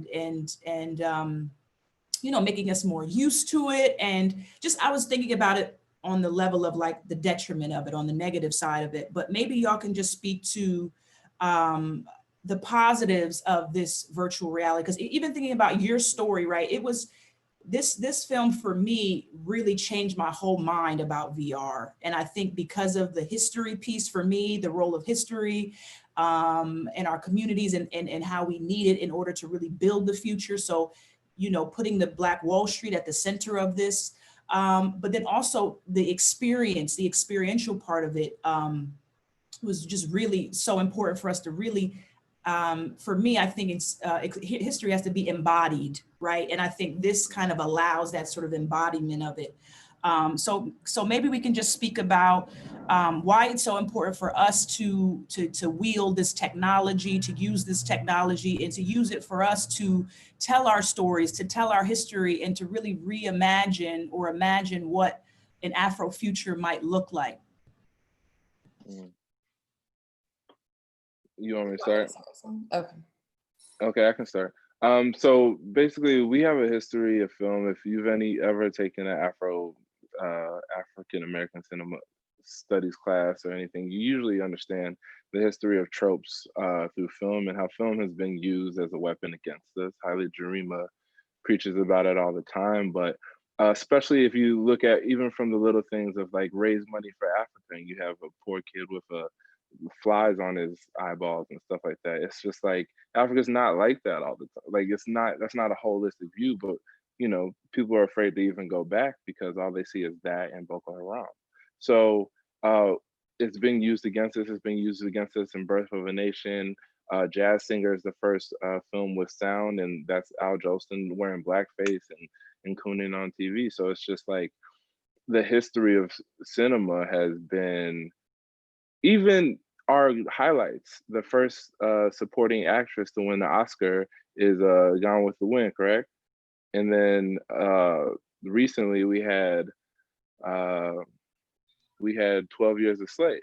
But like we're only winning awards in these subservient roles. And it's like, wow, we're getting honored and highlighted for these subservient roles and these Black pain and suffering roles. But it takes a lot of energy and a lot of power and a lot of imagination to create a future and be an architect of a future that is brighter for yourself, and to see yourself in a world where you're not hampered by Eurocentric oppressor. Like even the thought of our stories not being, it's hard to find. If you go on Netflix and they say these are Black films, they're only, most of them, 90% of them, they're talking about Black suffering. They're not talking about like, I went down the street today and, you know, broke up with my girlfriend. Like they're really about how Black people have been oppressed, and that's a story that keeps on rolling through our mind. Another thing is, I talked to this Tunisian revolutionary about how they successfully protested and overthrew their government and created a new reality for themselves, the ups and downs of that. And one of the things that they did was they were using Twitter on the onset of Twitter. So 2011, Twitter was, you know, probably 3 years deep. It wasn't really that popular. They're using Facebook.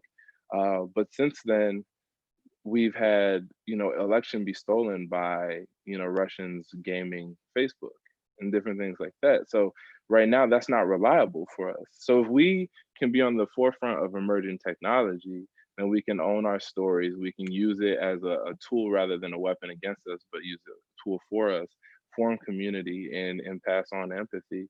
And those are like the touchstones of building community in this virtual world that we might be able to use to create a more just, equitable, and empathetic society. And I think Tariq and Taliba also have something to say too, so I'll try to be quick. I'm long-winded. So yeah, to Osahan's point, because we're all filmmakers, we're all content creators, we're all storytellers, and we know how impactful communication can be, right? And Osahan mentioned Birth of a Nation. Birth of a Nation was a turning point for us in America, because out of Birth of a Nation, you had the rebirth of the KKK. You had the powerful image of a cross being burned, which wasn't done in America before that film came out. So this was the second rise of KKK because of this film. So we see how impactful film content art can be. We have to be the creators of that content too, right? And VR is this new medium that not a lot of folks are familiar with. So an important piece for us making this VR, or also why we wanted it to be VR and telling this story, is so that, number one, this age range is interested in VR. We looked at the analytics from when we created posts that had VR at the forefront. That age range, 14 through 24, came to the content, came to this history by way of VR, because that's what they're interested in. If you try to sit a young person down and say, watch this documentary, they're not gonna watch it. Documentaries are, I'm sorry, no offense, I make documentaries too, but documentaries are, the age range is skewed way, much older. And we were adamant that this is an age range that needs content like this as a way to be introduced to their history and hopefully start a conversation and have them ask more questions about their history.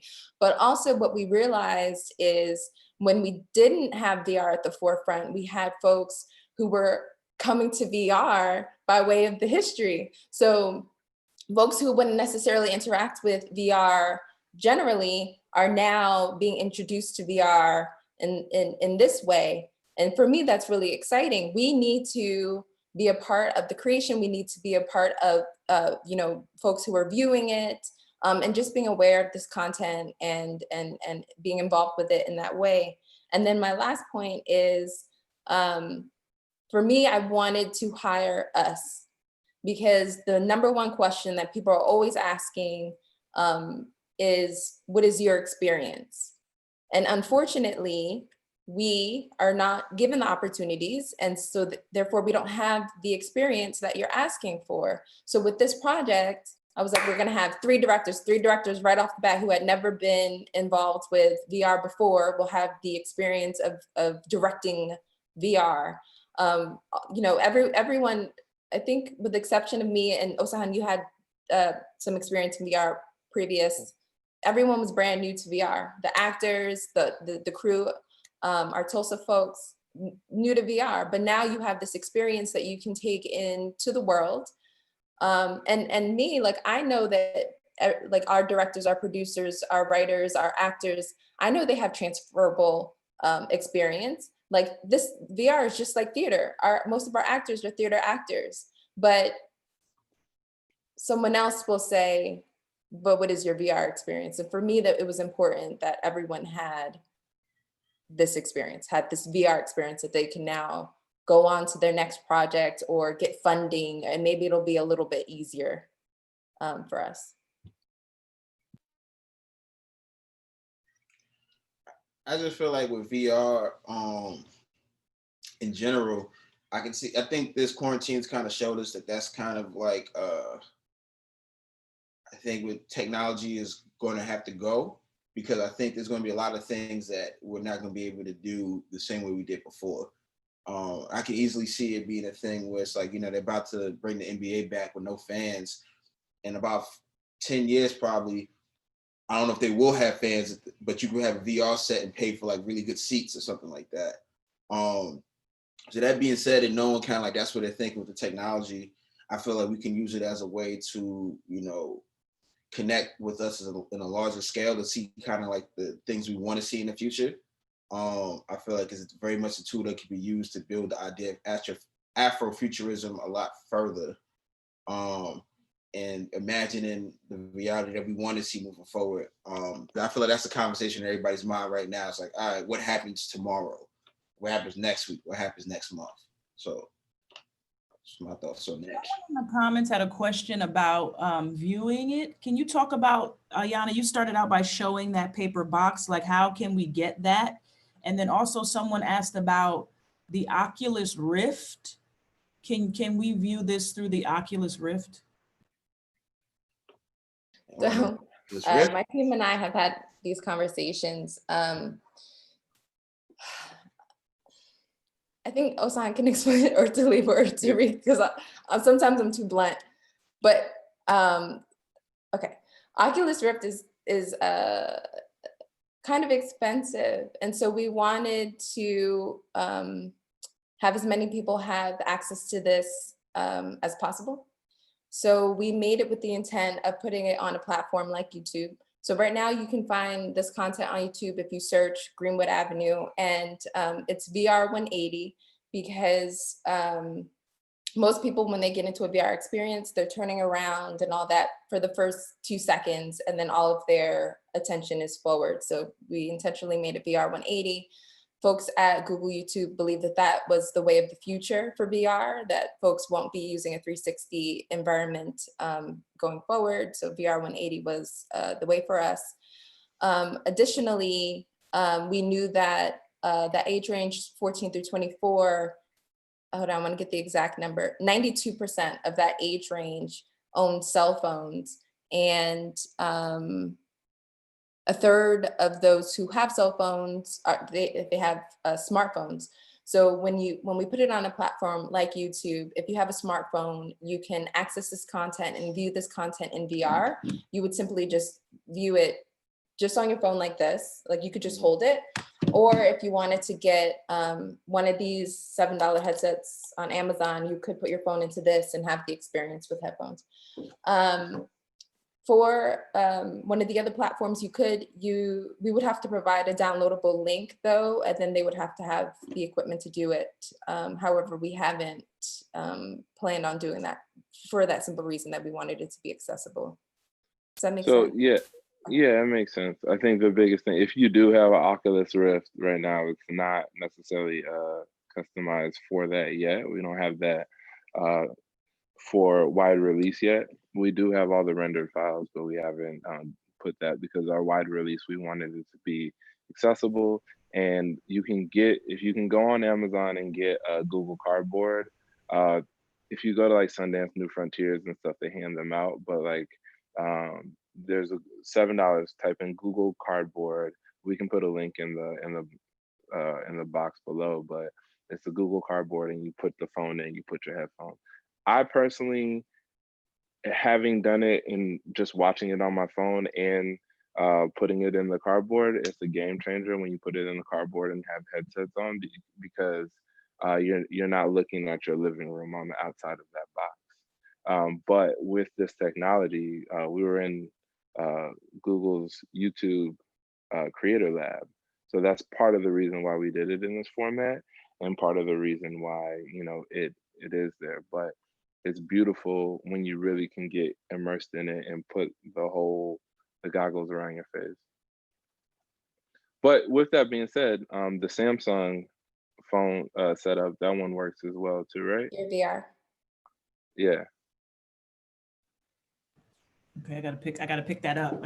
You said Google Cardboard, right? Mm-hmm. Google Cardboard, but you don't need it. You don't need it. It's just, if you want that enhanced experience, you could go out and get it if you wanted to. Okay, I just want to put that in the comments for folks on YouTube. Also, yes. Sorry, if you do get the Google Cardboard, there's apps like within, and they have libraries full of different things. So this won't be the only thing that you watch on it. You can watch a whole world of different experiences with that same headset.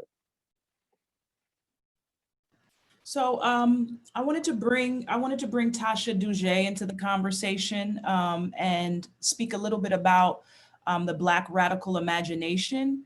I'd love to hear from each of you as makers, as creatives, as artists, and get your thoughts on that, since today's theme was really looking at artists who I believe are stimulating our Black radical imaginations. Tasha's doing that work.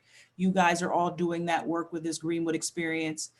So for the last few minutes that we have with you guys, I just wanted to get your thoughts on that as we look at our world right now erupting and really calling out for, you know, a change, a new world. They want more power. They want the institutions to reflect the people. They want this new vision. And as an artist, I believe the imagination is a really, really key part in us being able to really envision what this world is doing the work to help decolonize and transform our minds and to build it. So I'll let anybody just jump in and just start on what they think about this Black radical imagination and just the role of artists or non-artists in helping us build this new world that we all want.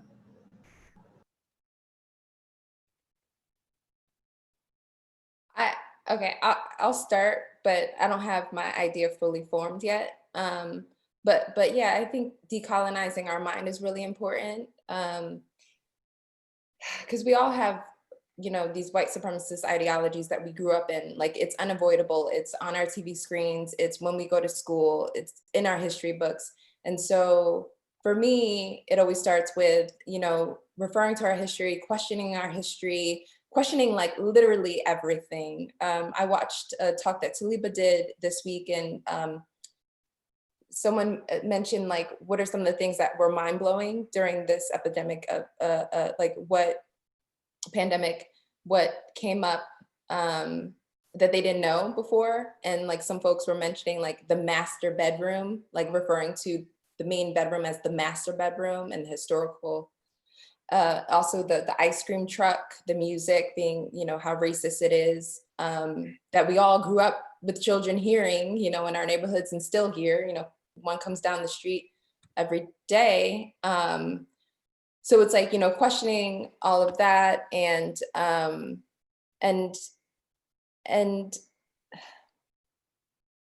also, I don't know, maybe I shouldn't go there, but also maybe questioning like capitalism and like why we need a slave and like who's going to be the next slave. And, you know, once we're liberated in some way, we have to be conscious about not creating a new slave, essentially. I don't know if that makes sense, but yeah, I mean, I don't have my ideas fully formed, and I'm always, you know, changing my mind and always having conversations and learning new things. But right now that's at the top of my mind, and, you know, just questioning things so that we can reimagine what, you know, our art and our future will look like. To piggyback off of that, giving ourselves grace. I was raised in a Black radical household, but that is not a privilege of many. And a lot of us have to undo a lot of what we've been taught in order to harness that celebration of ourselves and of our culture, unfiltered through the eyes of otherness. And so in harnessing Black radical imagination as artists, I think it is important to also take the time for rest and reflection, because, and I've been saying this a lot, but because we can't necessarily, you know, this is not a costume. We can't climb out of this when we go home at night.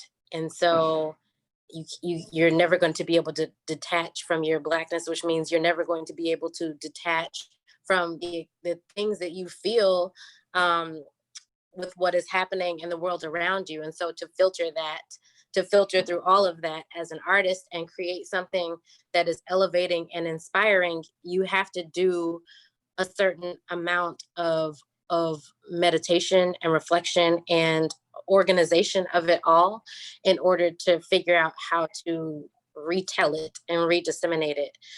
So grace is extremely important.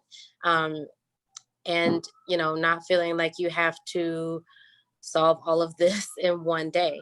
This is hundreds of years of undoing, and it may not be fixed with our children's generation or their children's generation, but at least if we can come together on projects like this, if we can learn pieces of our history to retell from the eyes of the people who are oppressed and not the oppressors, if we can harness some of the beauty, the love, the innocence within our culture and within our history, and disassociate from the moments in which we were stomped on, then we will be able to harness what we need to conjure up in order to inspire this change that we're all seeking.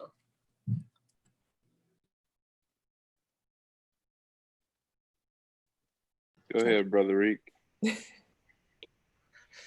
I was waiting for you, Osahan. I was like, I know Osahan got something real deep that he's about to say. Osahan up here standing like this. Just listening. Now, what Brother Reek got to say about radical ideas, creating, I think that I wonder if this is not a fully formed idea I've had, but it's something I've been swimming around with. If moving forward, if artists have to have concrete ideas about social activism change that they actually put into the art, and that's only because it's been like a constant conversation with like certain Black artists who have talked about the pain and struggles not speaking up at this point, where I think that traditionally has been a separation between like people who are actually activists and people who are actually policy makers trying to make these type of changes against people who can speak on the pain for it. So I feel like as artists moving forward, we're probably gonna have to be more educated about new policies and try to be more inventive of societies that we want to see created. Like, you know, the furthest you know, one of my creative heroes, you know, gave us one of the best, you know, ideologies on what would happen if we got reparations. When Chappelle did that whole sketch on reparations, and it's like, all right, what is the updated version of that? You get what I'm saying? Seeing how I think we're closer now than we've probably been in the history of it. So like realistically, not necessarily what do we think the worst thing will happen, but what could we do to make sure that when we do get it, that we'll be responsible with it? And like, all right, how do we, you know, talk about financial literacy and things like that, and making sure that we're able to hold on to it?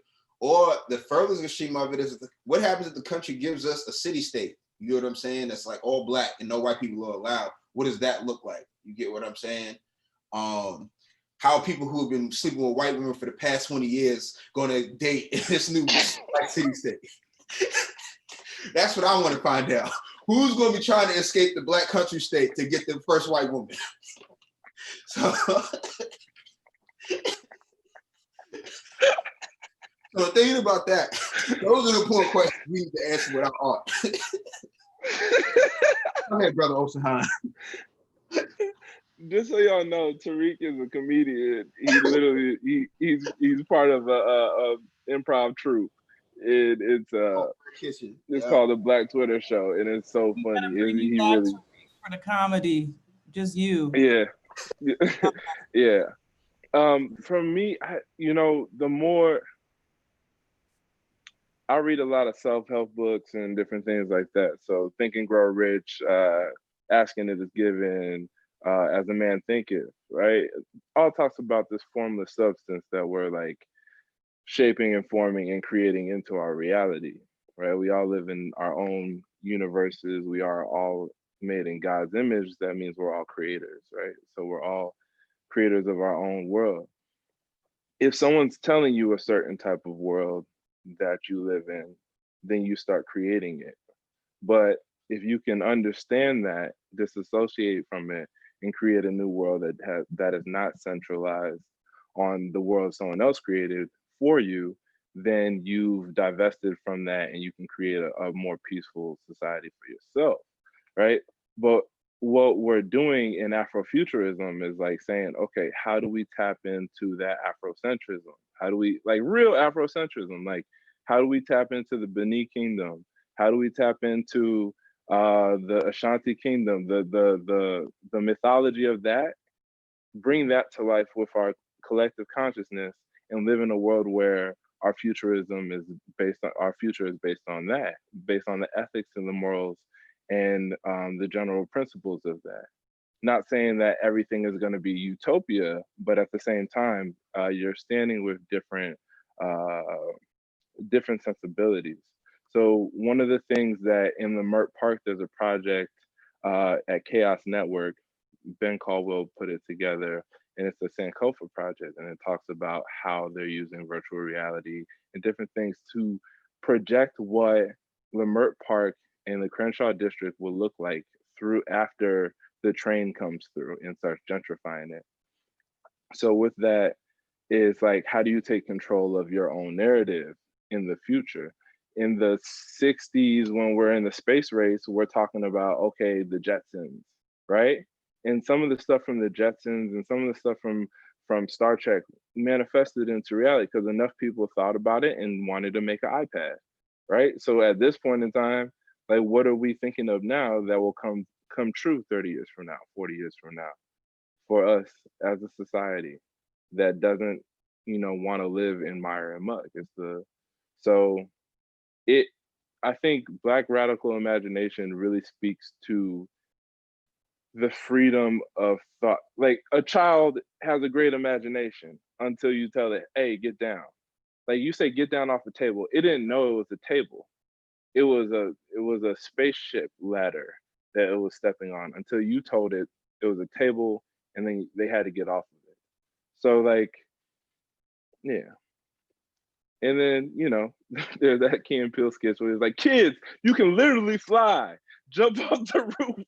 You can fly. Just bringing it back to something funny, but it's literally, if you believe it, then you can achieve it through hard work, dedication, and perseverance. But you have to consistently hold that frequency of belief and hope. Anyway. Yes, I want to welcome Tasha Duget into the room. Thank you, Tasha, for this opening up the show. It was amazing. Talk about being Thank you. Talk about immersion. Shout out to your hair, Tasha. That thing looks glorious. Add in. Thank you. Thank you. You know, we're talking about radical imagination, and you know, I've been going to a couple of events this week, and you know, I was just hearing that there were, you know, people were pulling from the speech as well, pulling the excerpts, but I found that it was just imperative and super important to create the parallels in this conversation around this quest for justice and freedom, and show that our ask didn't differ from theirs. You know what I mean? And so by just making it seem like, oh, we're doing something, I was like, no. Y'all did the same thing. And you know, I've practiced that speech a couple of times and I didn't get emotional. And not to say that I was jaded, but there's something about being on space. And when something becomes site specific, it reverberates through your body in a particularly different type of way, right? And so it's like when you hear what was just said about the imagination, I feel like radical imagination is acknowledging what happened in the past, but then going towards the edges of those boards of the imagination. Okay, Ye told me at a table, but it could be the and, right? Radical imagination for me is the and. Yes, it's a table for you, but it's also still the spaceship for me. Like, where do those two worlds exist at the same time and intersect? Because that can then be the inspiration to re-spark someone else's imagination, right? So you got lost in that chair and that table, but I'm gonna bring you back to the chair that flies. And for me, another thing about that is also language, right? You know, we say colonialism, but what in fact is colonialism? It's murder, genocide, looting. It is, you know, it's rape, it's pillage, it's all of those things. And so the oppressor has found a nice way to package the trauma, make it nice and cute. I'm not for it. I'm gonna call you out on your shit all the time. And the radical imagination is putting those things onto the person that did it, because you get the agency and the privilege to, oh, I didn't know. Well, if I keep talking to you in the things that it actually is, a shift happens as well, right?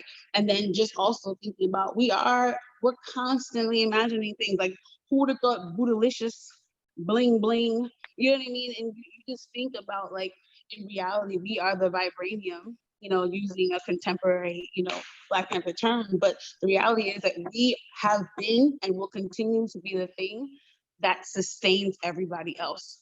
And I feel that my quest with my art is to reinstill that feeling into other people of African descent, to know that you are of that as well. So that reminder, that remembering, that bringing into consciousness is a part of the radical imagination.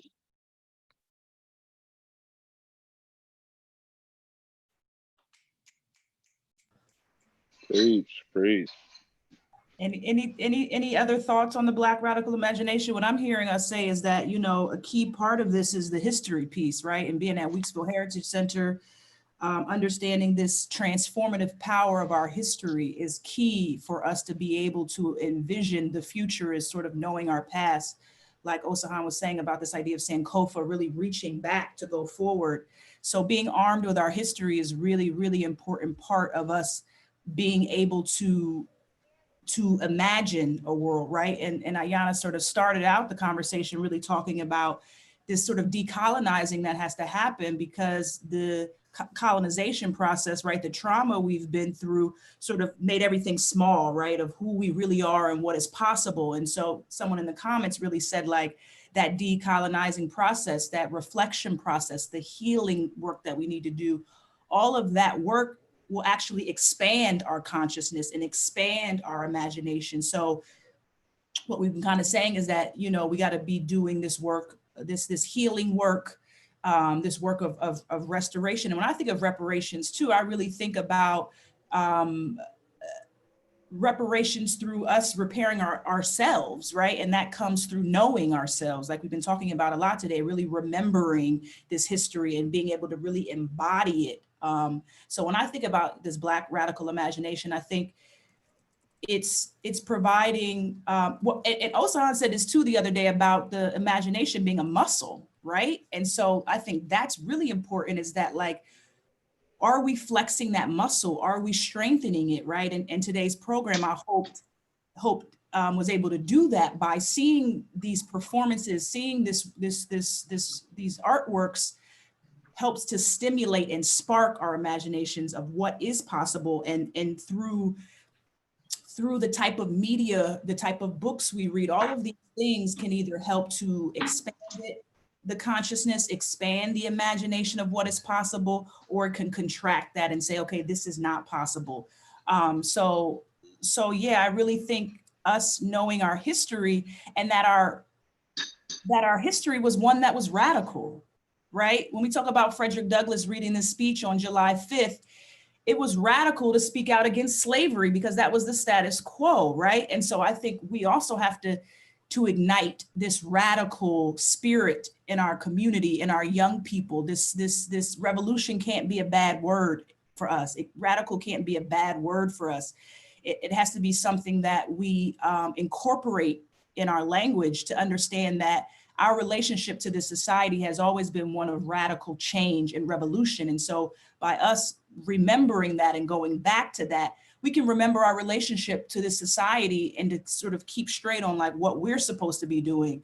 And I see that as really challenging the status quo, challenging capitalism, challenging all of the systems of exploitation that come out of that system. There's millions that we could speak on, but really looking at imperialism and the system of capitalism and us confronting that, to me, is a key part of this radical imagination, knowing that there is a world beyond, like the sis said, master and slave.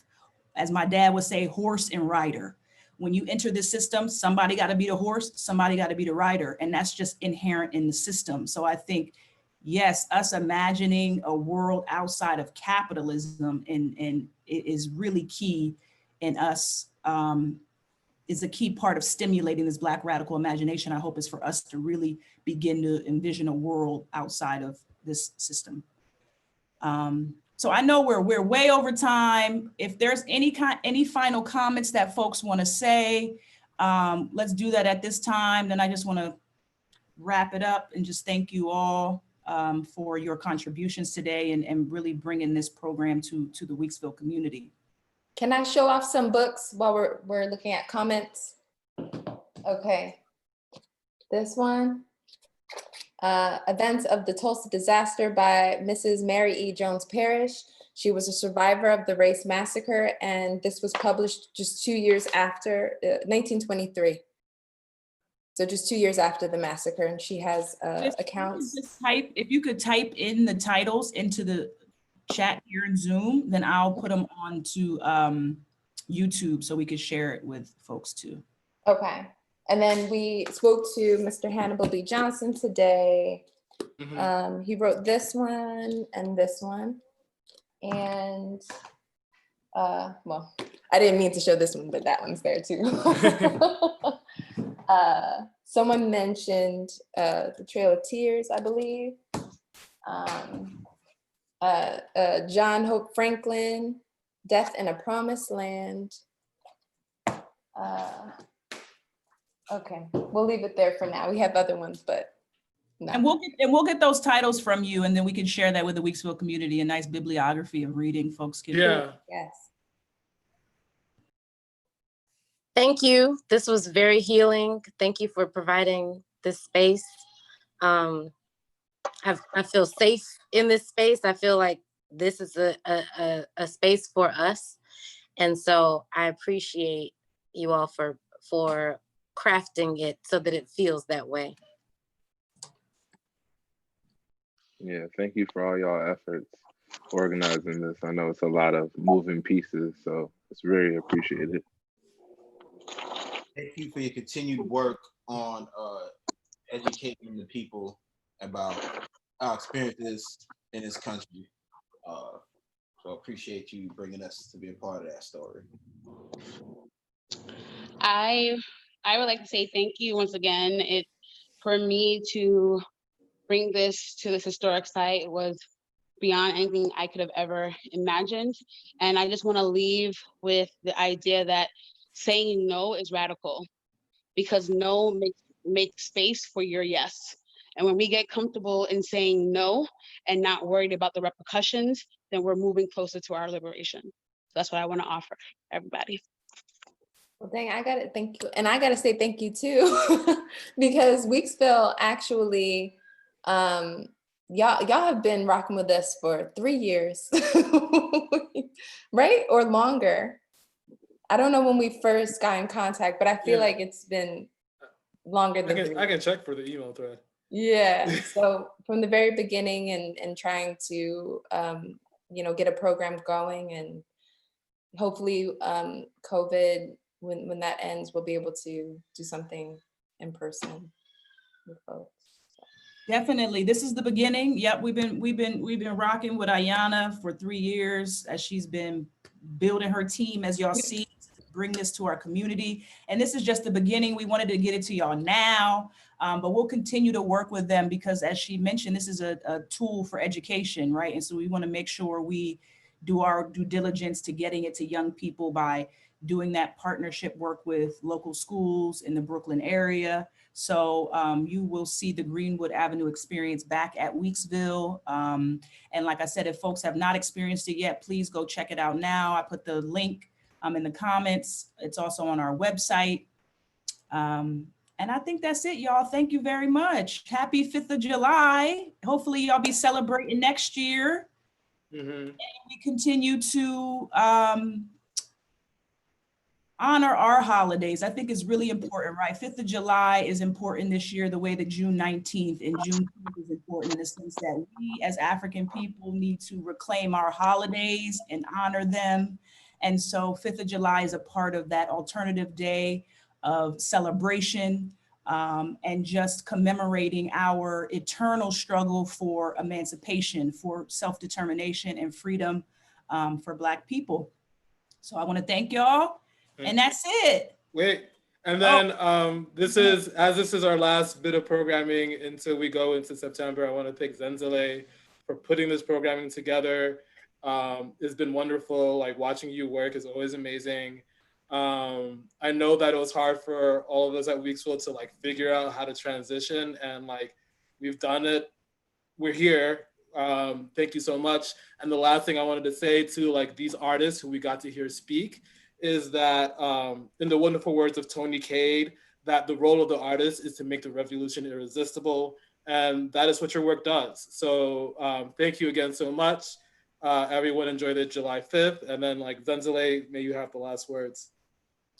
Once again, I want to thank everybody who was a part of this program today, who made it all possible. Our sister Tasha Dujet, who is in Brooklyn on our sacred land at Weeksville Heritage Center. I want to shout out Brother Hannibal B. Johnson, who was just so gracious and hilarious and just so brilliant and smart for joining us today.